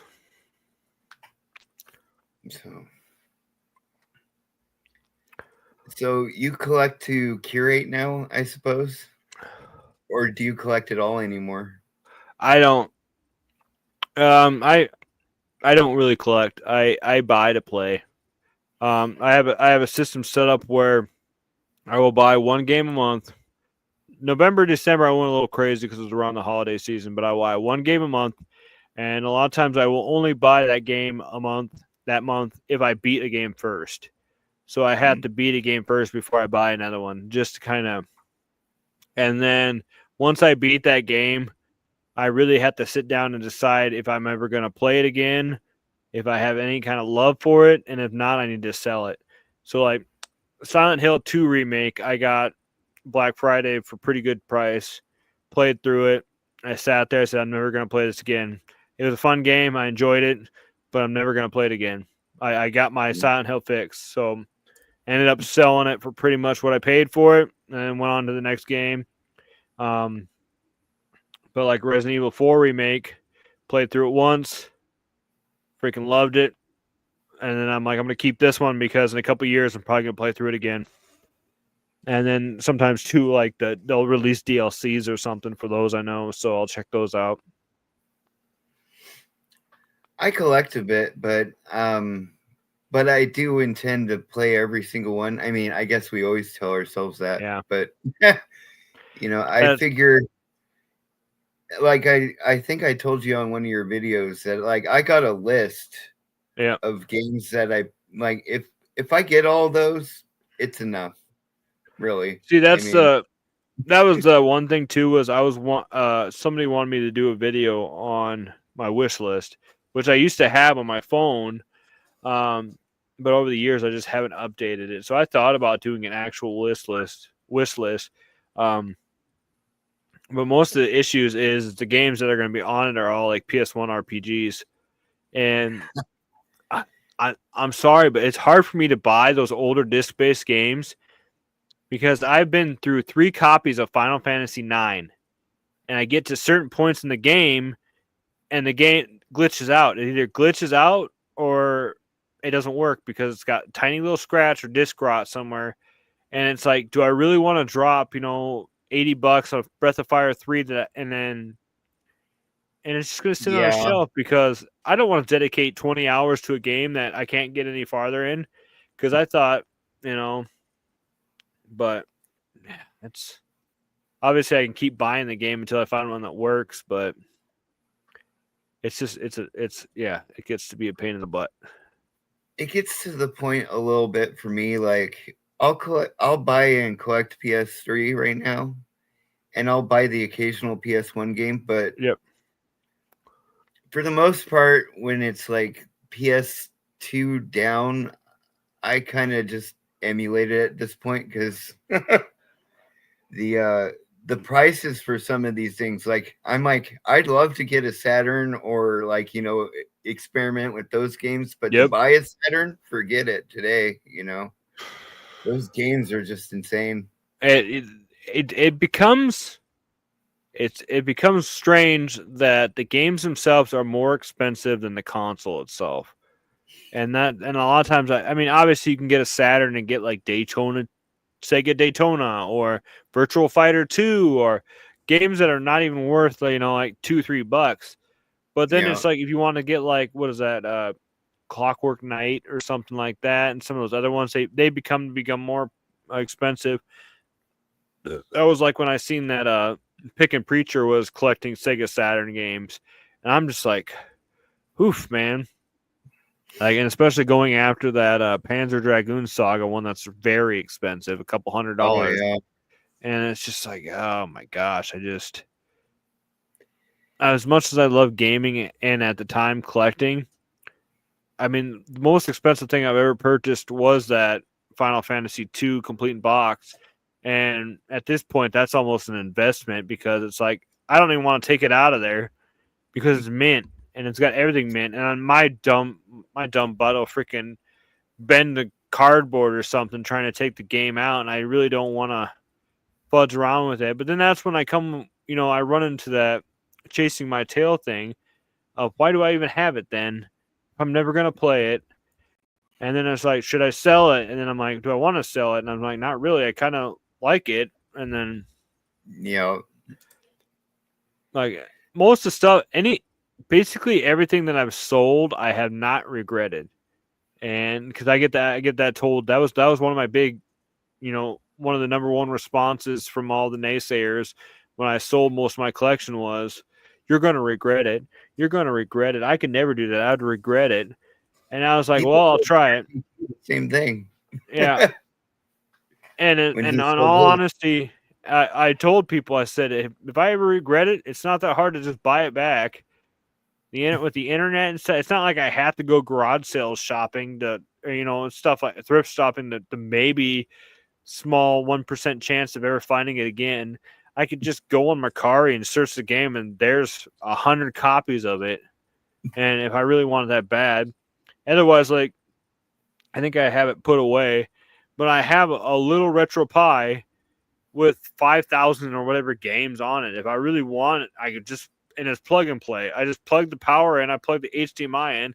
I got a wired PS3 controller set up, which is actually, you want to talk about blasphemy. I'm playing Nintendo 64 games on a PS3 controller.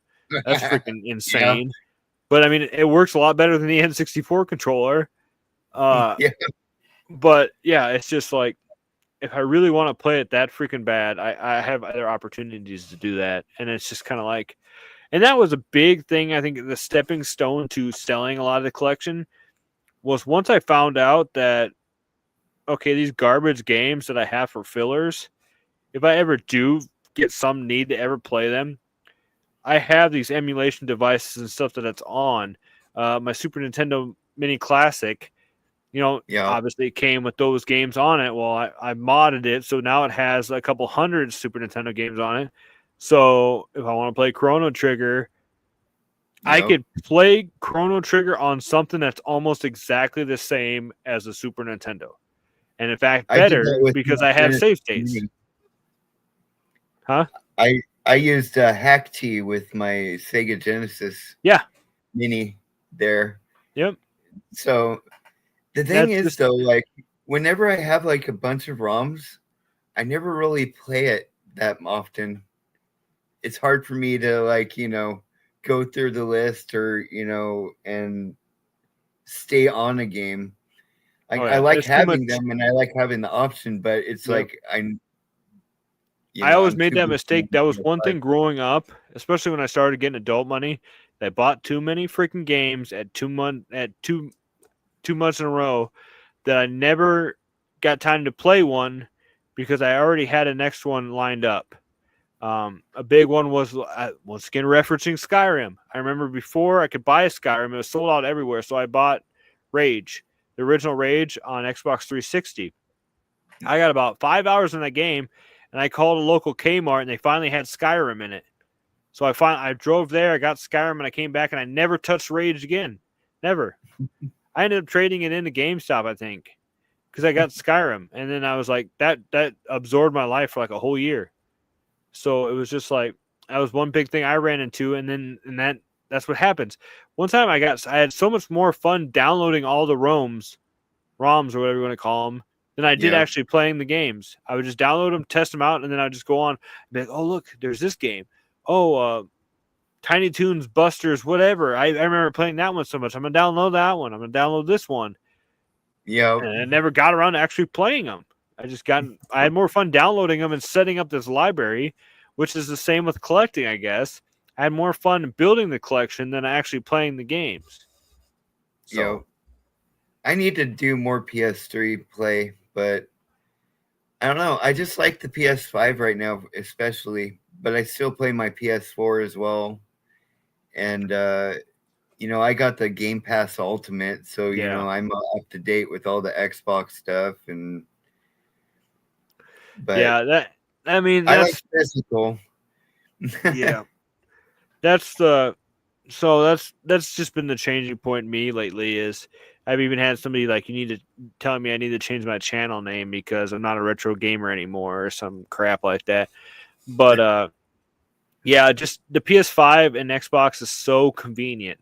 Just so fast. I can just hop into playing and whatever. So like right now, if I fire up my Series X and I click on Ninja Gaiden 2, which I haven't even played in 2 weeks, I will quick resume to where I was the minute I shut it off. And that's nuts. Yeah. Like, and that's the same like right now with my PS5. Like we said, that loading time's ridiculously fast. Everything is just going on.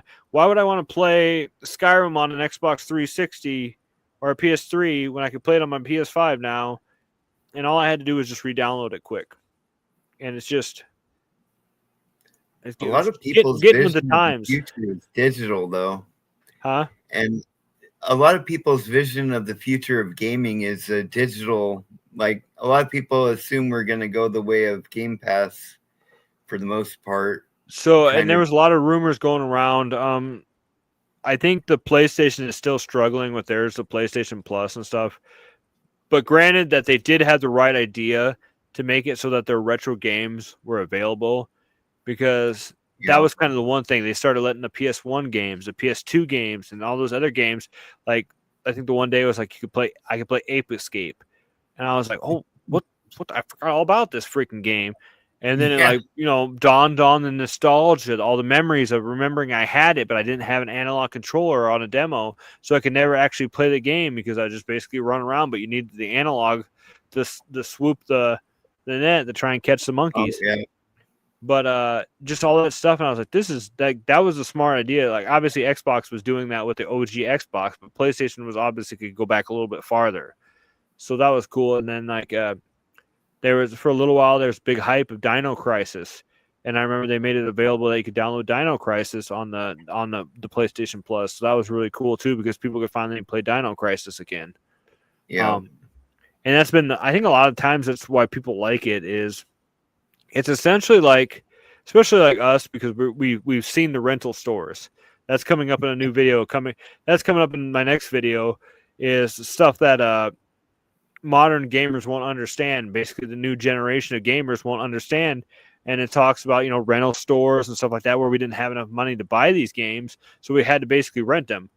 But it's almost kind of like opening up Game Pass and being back at Blockbuster, being back at Movie Gallery, Captain Video, or whatever you had, because you had this vast wall of games you could play. Granted, you already paid for it, but you just got to pick one, and then waste the time downloading it and hoping it's not garbage. But luckily nowadays with the internet and stuff like that, you can watch videos to kind of give a general idea of whether or not you will like it or not. But yeah, I think that's You I have don't one of even those. have to download them anymore. In some cases, you can just cloud play it. Yep. So That was the one thing the Google Stadia. I compared the Google Stadia at one point to the Dreamcast. It was just ahead of its time. But that was it. That pretty soon we're not going to even be downloading games. We're just going to be beaming them in. We're streaming movies right now. We're streaming music. We're streaming everything. It's only a matter of time before we're going to be streaming games. They just gotta get the technology just has advanced far enough. Azura's Wrath I think that's the PS3 game that's really expensive. Azura's something like that. It's got the guy on the I front think with the so. big fist Yeah. screaming. Or Yeah.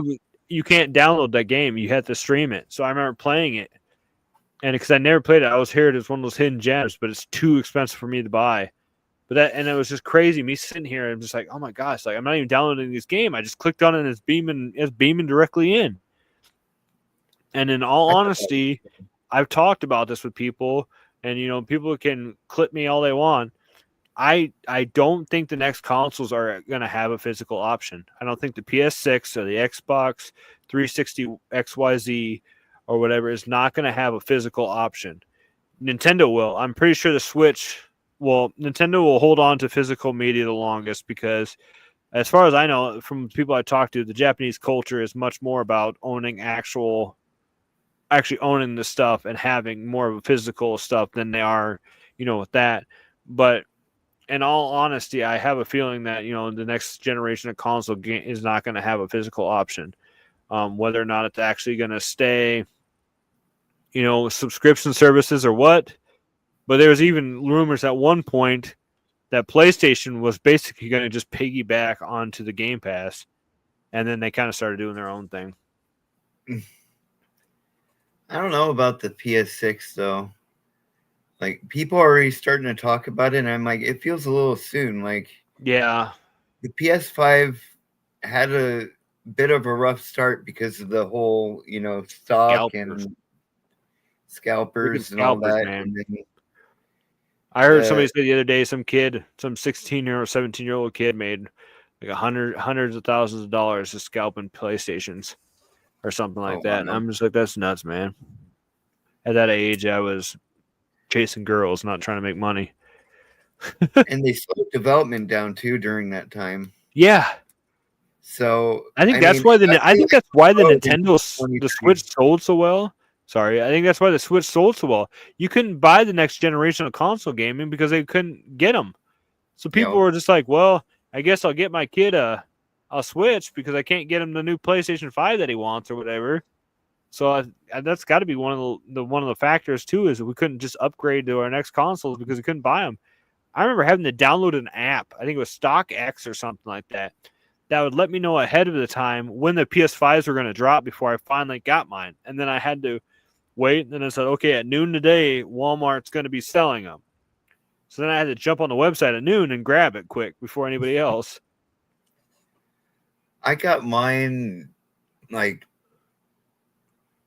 a year and a half to 2 years after it released, straight from the PlayStation site. They finally restocked, and I'm like, yes, stock price. Yeah. I refuse to pay scalpers. I'm like, I'll just sit on the PS4 until I can find one, Yep.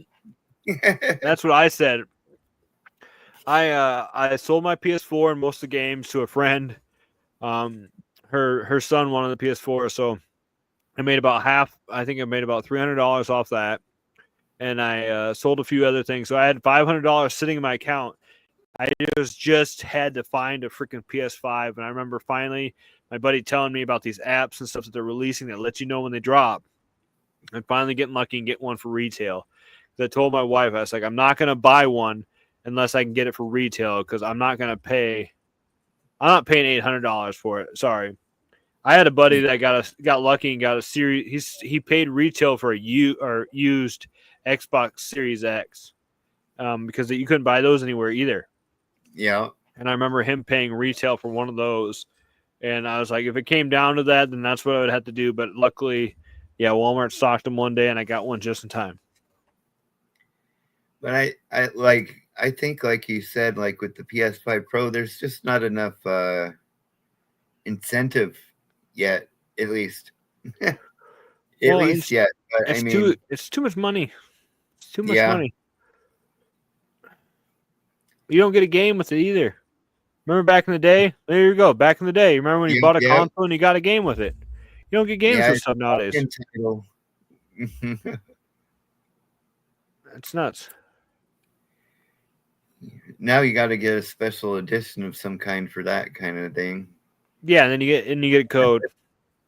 And my boys, like I said, they got one got the Call of Duty one got the Spider-Man 2 one, and it just came with the code in it. I think I ended up paying extra and getting them the physical ones, and they didn't even care. So they both got the expensive physical PS5s, and they only play digital only games anyways.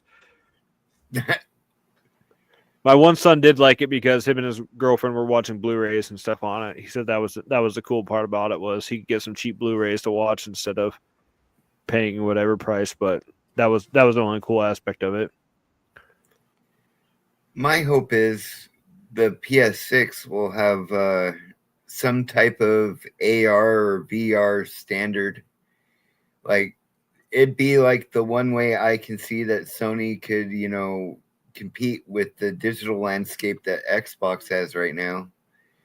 Just the way it is. I have not experienced PSVR 2, but unless some of these other companies kind of start getting in on that, I think that's obviously going to be one of the things of the future.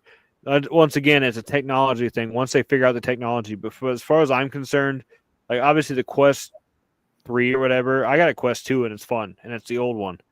But I had a PSVR which was fun, but it had too many damn cords. That was the only bad part about it. But now the PSVR 2 has way less cords, easier to set up. Man, you want to see something? I don't know if you had a PSVR, but watch a video on how to hook that freaking bad boy up. It was the worst thing ever. There are so many damn cords. Like it looks like a freaking a Sega Genesis with a 32X and the Sega CD hooked up to it. There are so many damn cords coming out of that thing. It's ridiculous. Oh yeah. And then on top of that, if you wanted to hook it up with your PS5, you had to buy another cord to sync it all up. But that was the main thing. I was wanting to get the Quest 2 was so that way we could play that. But it was less like no more cords is essentially what it was. But Sony, as far as I'm concerned, Sony's been doing really good with the VR scene, and I think that's one of the things of the future. We've watched the movies, we've seen the stuff, people sitting on couches, just doing whatever. It's going to be just like the Apple glasses and stuff. That's obviously the thing of the future. Yeah, I don't know if it's PS6 soon, but yeah. But the PSVR 2 I'm saving up for because I heard that you could play Resident Evil with it. Yep. Via VR and Gran Turismo. And I'm like, that would be cool. The PlayStation VR, the first one, had you could play Resident Evil 7 on it.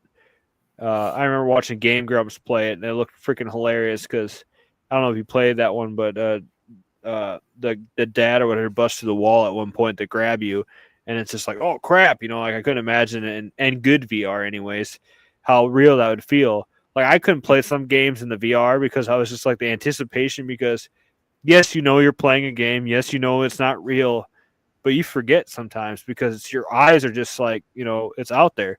Like I could understand, like if you ever watched Ready Player One and stuff like that, how the world would become so obsessed with living in a virtual reality because, it sucks sometimes out here, and you can do whatever you want to there.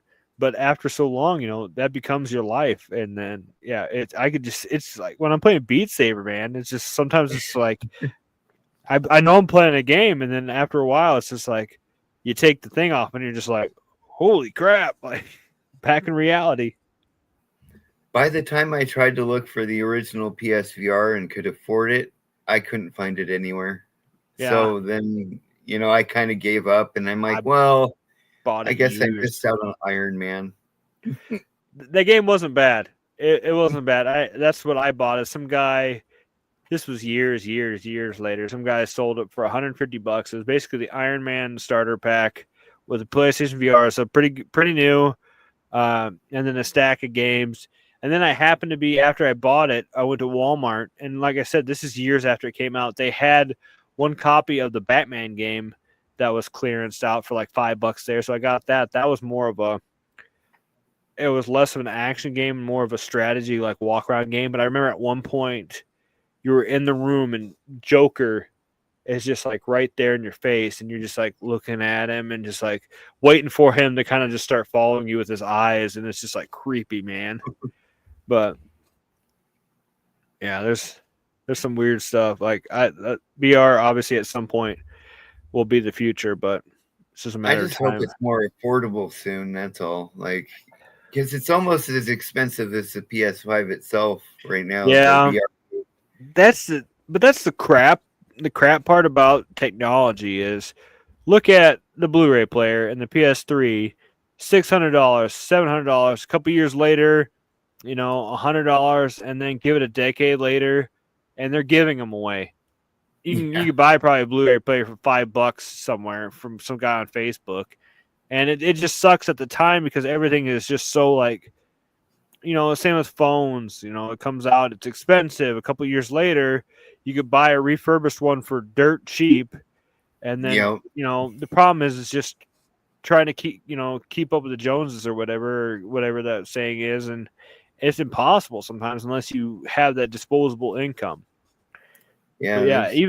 even the PSVR 2, like you're saving up money or whatever for that. That was almost as hard to find as a PS5. I honestly still have not seen it in a retail setting. I have not seen it Yeah. in a retail store. I was gonna hope that like I could find it online somewhere or like maybe PlayStation directly, but I have my doubts. Yeah, It doesn't seem like they're really fully focused on it yet. yeah. It's something new that they tried, and it works. I'd love to play Astrobot or whatever on it, but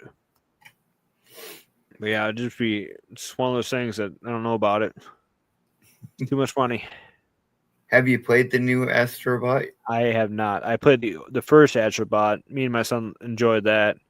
It's more of his style, but it was kind of fun seeing some of the nostalgia PlayStation stuff, like when you unlock certain stuff, and they had like a big model of the PS1 and stuff up, and it was kind of cool to see. But Yeah, I liked Playroom, but I haven't played the new one yet either. yeah, I just it must haven't have.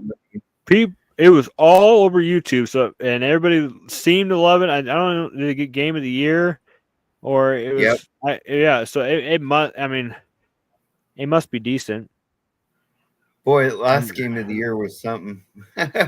Yeah, We had the Elden Ring DLC and yeah, that was a big controversy. People were trying to fight it, saying that DLC shouldn't be considered as Game of the Year, but in yeah, all actuality, it was almost its own game.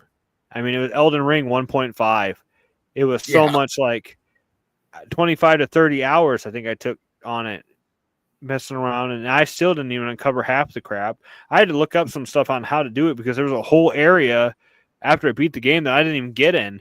I didn't even know it was there until I watched some guy playing. I'm like, where the hell's this guy at? Yeah. And then I looked it up and I'm like, oh God, if I went into this area and hit down this wall, or I had to do the one emoji or stance thing. I think I had to pray in front of a statue and then that wall. And then I unlocked this whole new area, and I was like, holy crap, I didn't even know this was here. I wonder how some people of these people figured this out too. Like it's just Yeah, because you went crazy down in how that one room. Yeah, besides doing that, praying to that one thing and opening the door, that you were down in that one room, and that one random wall. I think you had to hit more than once, and then yeah. it was a ghost wall, and then that was the other one that took you into a whole new area. And obviously people had to leak this. They had to leak it out because there's some people were just finding that stuff out too fast. And don't get me, whatever. I got a job and stuff. I can't play as much as some of these people. But you're telling me, and I'm sure if we looked, we could find it. Some guy alive somewhere hitting every single wall in Elden Ring, trying to find any secrets that are not. There's got to be a guy doing it, and maybe that's what happens. These guys do this right off the bat and just hit every wall till they find something. There's apparently a wall too that like you have to hit it for 1,000 damage for it to break down. Yeah, I think it's hit in for a the while. where the right card, the snake guy.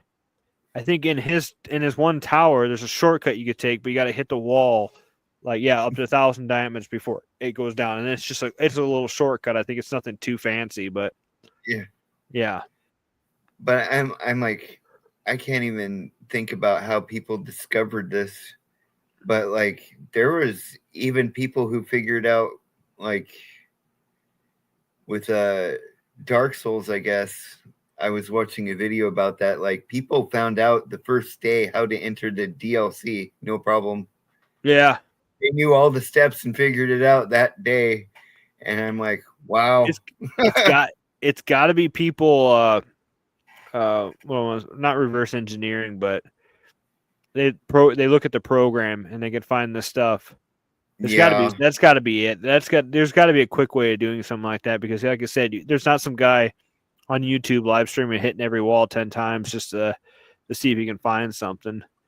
God, I forgot what I was going to say. There was something beforehand, but I But that's forgot. the kind of the cool part, though. You could always play it like a bunch of times and still find new stuff. Yeah.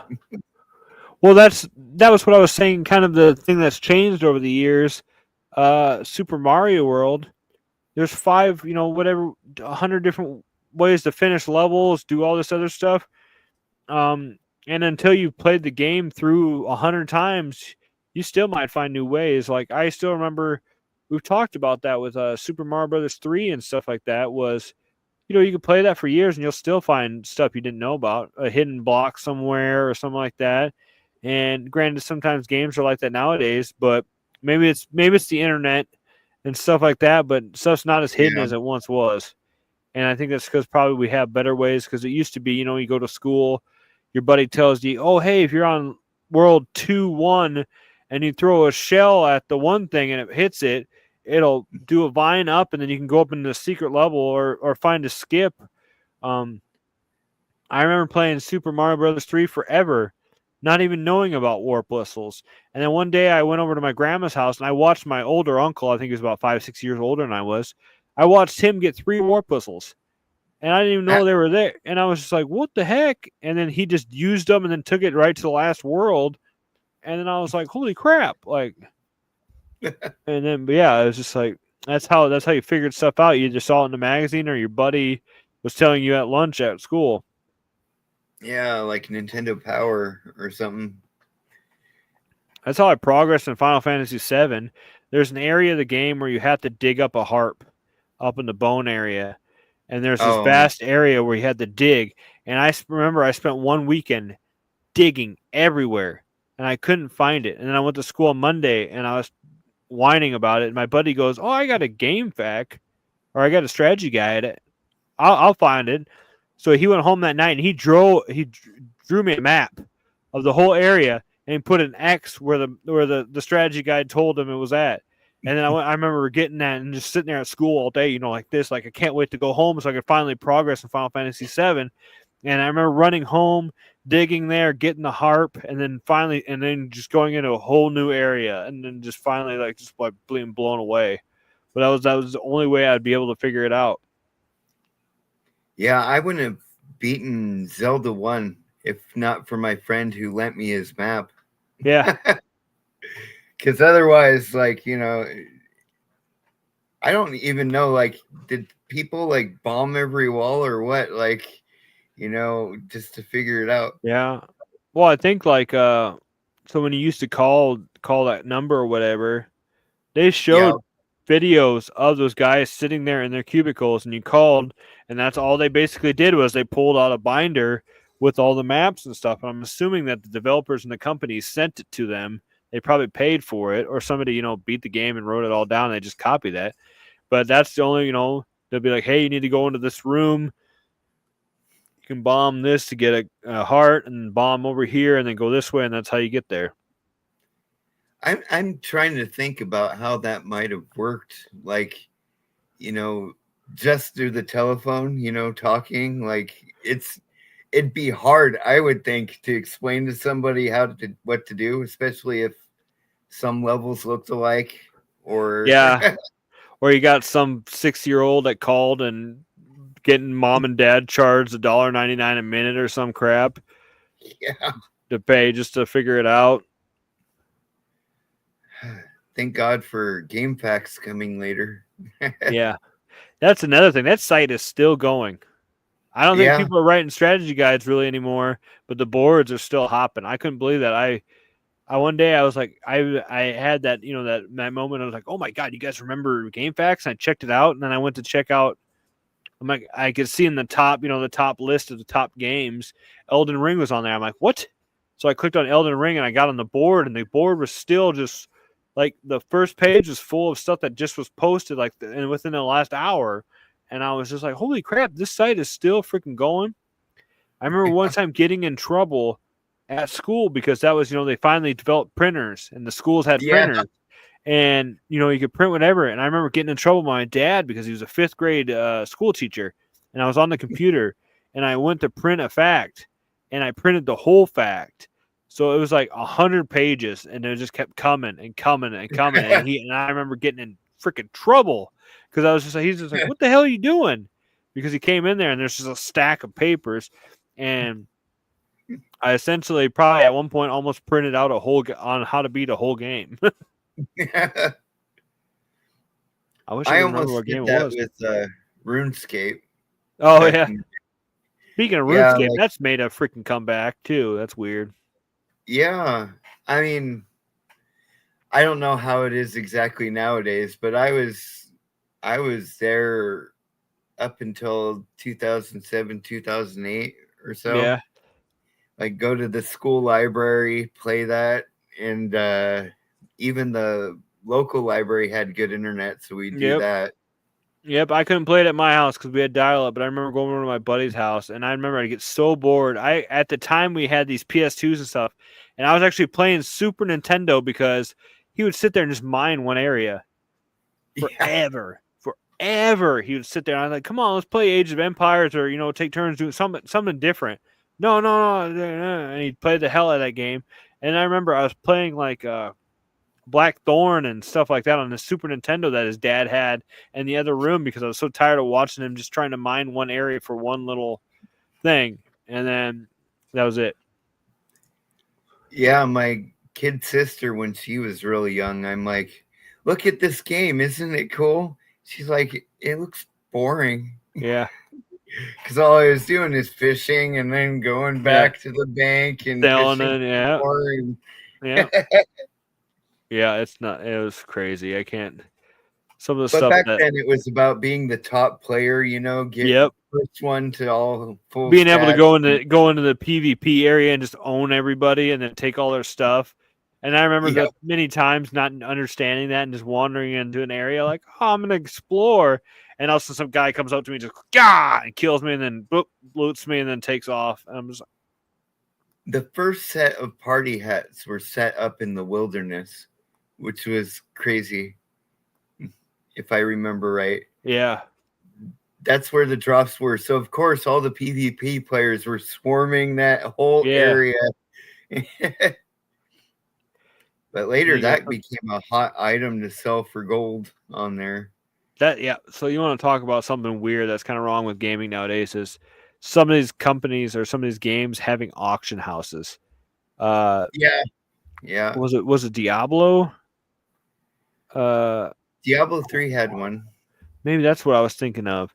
Is if you got some rare thing, you could sell it for money or whatever at the auction place. And I was just like, there was something else I played recently. I can't think of what it was too. I think it was one of the Maddens or something like that. You could sell the cards that you opened up. If you didn't want it, you could sell it. And I was just like, what the heck? I think people were doing that with WoW too, weren't they? I think they were selling stuff for WoW. Maybe they had an auction house in WoW. I think they still do. Yeah. Which is wild. But of course that, makes the gold farmers all that much more adamant. No. Because when there's real money on the line, people will farm and they'll bot and all that kind of stuff. They'll find a way. Yeah. It's like cheaters on first person shooters and stuff. I aimbot. used to watch a lot of that content too.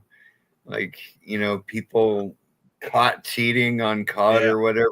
Now I'm kind of like, does it really matter? I mean, it's COD. So, Yeah, I did enjoy those videos. It was like top Twitch streamers caught cheating, and it'd be like somebody that was, doing it very good. Don't get me wrong, they were like, because there was obvious ones where the person would be over there and they'd shoot over here, and they would still like headshot them or something like that, And I was like, okay, yeah, you're cheating, but there'd be some that wouldn't. And then what happened is something would crash, and like the game would crash or something, and then it'd show the program running in the background, and then they'd be like, "Oh, I don't know what's happening," or they'd hit Control, Alt Tab, and bring up a different window, and that'd be the program that they were using, and then they, yeah, try and play it off as, I don't know what the heck that was, and it was like, somebody dude, must have hacked my account. yeah, somebody. I don't know what that program is. That wasn't there earlier, and it's like some aimbot or something like that, and There's then always some excuse too. It's funny. yeah, it's nuts. All right, man. It is pushing 4 a.m. here. Yeah, I'm sorry. No, it's pushing fine. on This now, is but fun. yeah, feel free to come back whenever too. Oh yeah, it's I got another buddy right now that's been wanting me to get on. I really wish I could do this more. It's just time consuming. A lot of times, having 3 kids and 2 jobs, it's really hard to really hop in on this stuff. But I have someone, a lot of times I always tell myself, oh, it's only going to be 30, 45 minutes. And the next thing I know is, even if the stream or the video ends, I still stay on the line and talk with somebody for like another hour, because it's just like you get talking about games and it's just hard to stop. Yeah. But I'll be on the Rushmore show come Thursday. are you? Yeah. What you going to talk about on that one? Boss music. Boss music, nice. I Since they're think doing the music. I'm gonna be back on there again in I think June, when they're gonna do movies, and I'm gonna be on. I think we're gonna do the Rushmore for training montages and movies, so that should be pretty fun. I already got my George picked out, but I want to get in on the nostalgia month. Yeah, as well, but we'll see. Yeah. I always have a good time on that show. It's always good. Pretty fast paced, and usually got a good crowd that comes in. But thanks for coming on. I do appreciate it. I mean, I know I'm kind of small right now and everything, especially on this channel, but Yeah. It's yeah. This I always is tell kind of people I it don't matter if you're big or small. We're talking games, I'll be on there no matter what. It's just like I said, it's hard to find the time. So I'm glad this worked out this way. I'm glad you shot me a DM the other day, because I completely forgot about this. And then I was like, well, you know what? This night I got nothing going on. Obviously we got to it a lot earlier and we good, which would be a good thing, because we originally were going to do this at 3 a.m. So it'd be pushing 5:30 before we would have probably even got this far in the conversation. So it's probably a good thing we did get to this earlier. But like I always tell everybody, it's not, don't be afraid to ask if you got a podcast or something to have me on. If we can figure out the timing, man, I'm all for it. Especially, some people don't like doing live. I personally don't mind live. It's a lot of times it's easier for me, and then especially on my channel. But I know a lot of times people, it's easier for you, because then you don't have to edit anything. It just goes up. So yeah, I mean, I might clip it later if that's okay. But, yeah, that's fine. I don't think I said anything too bad, unless you're gonna clip me out that I hate Nintendo. Right, I'm gonna make those. A retro gamer dad doesn't actually play retro gamers. I'm a modern gamer. Just clip that out there. But, no, man, this is a blast. Thank you so much for having me on. Yeah, thank you for coming. I do appreciate it. You were like one of the first people I could think of to ask. So I'm approachable. Some people, I'm not a huge channel, but I don't want people to think that it's just, that I'm above them. And I say that on the channel all the time. I try to reply to every single comment that comes up. I might not reply to your reply, but I'll reply to your comment, because that's easier for me to find in the thing. But other than that, it's like, I love the interaction with the community. It's more important to me than the views a lot of times, especially nowadays, where it's just more fun to talk with you guys than it is to try and make it big. I make enough money with my other 2 jobs. I don't need another huge source of income. Yeah, this is pretty much just for fun for me to see how That's far I can go. and that's the way to do it. I don't know if you follow Scroot's game hunting, or but that was one thing I won a giveaway one time from him, and he noticed that I was starting a YouTube channel, and he sent me a letter with it, and he said that that was the one word piece of advice he had for YouTube is if it stops being fun, stop doing it. Yeah, If you're forcing it and it's not very fun, and that's when I took that 2 months off and came back refreshed. That's kind of it became fun again, and that's been kind of a motto from now on. Is that if it stops becoming fun, then I'm just not going to do it or take a break. yeah, I told a lot of people that a lot of people have either deleted channels, hid channels, did all this other stuff because they're just like, I'm done. I don't want to do it anymore. And it's like, have you tried to take a break? No, I haven't. Just take a break first, because don't do something dumb and delete your channel and you're gonna regret it or something. yeah. Just take a break. And who knows? I mean, it's not like the channel's going anywhere, It's not like YouTube's gonna be like, oh, he hasn't posted a video in a week, delete it. We feel like that though. Like if we think that like if we're gone for a couple months, we're gonna lose everybody, but Yep. we usually don't I really found lose I much. post videos are so my channel members get to see a lot of nights I will do 3 to 4 videos. I'll edit them and I'll upload them. So sometimes my channel members will suddenly get 6 videos that they get to see before everybody else. Because then I kind of do like every 2 to 3 days, I will release a video to the general public.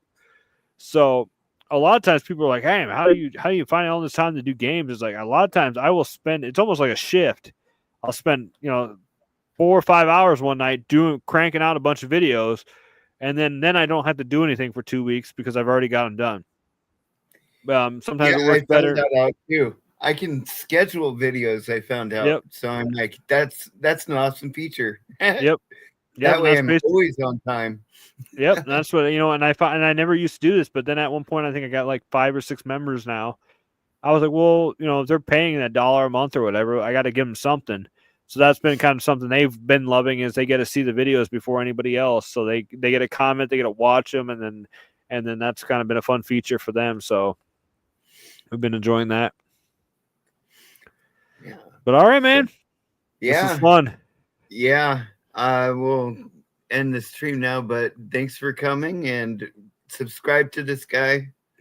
He's cool. I'll go ahead and I'll make sure I'll share this on my channel too. Maybe we'll get some guys here for you too, so you can check out your channel too. Yeah, that'd be great. I'm trying new stuff all the time. I'm still small, so I can experiment. Yeah, that's a good thing sometimes about being that small. You got to find your niche or Yep. whatever the hell they said. So, all right, man, it's been fun. We'll definitely need to do this again. Yeah, for sure. Thank you. All right. Yep. We'll see you later. Yep.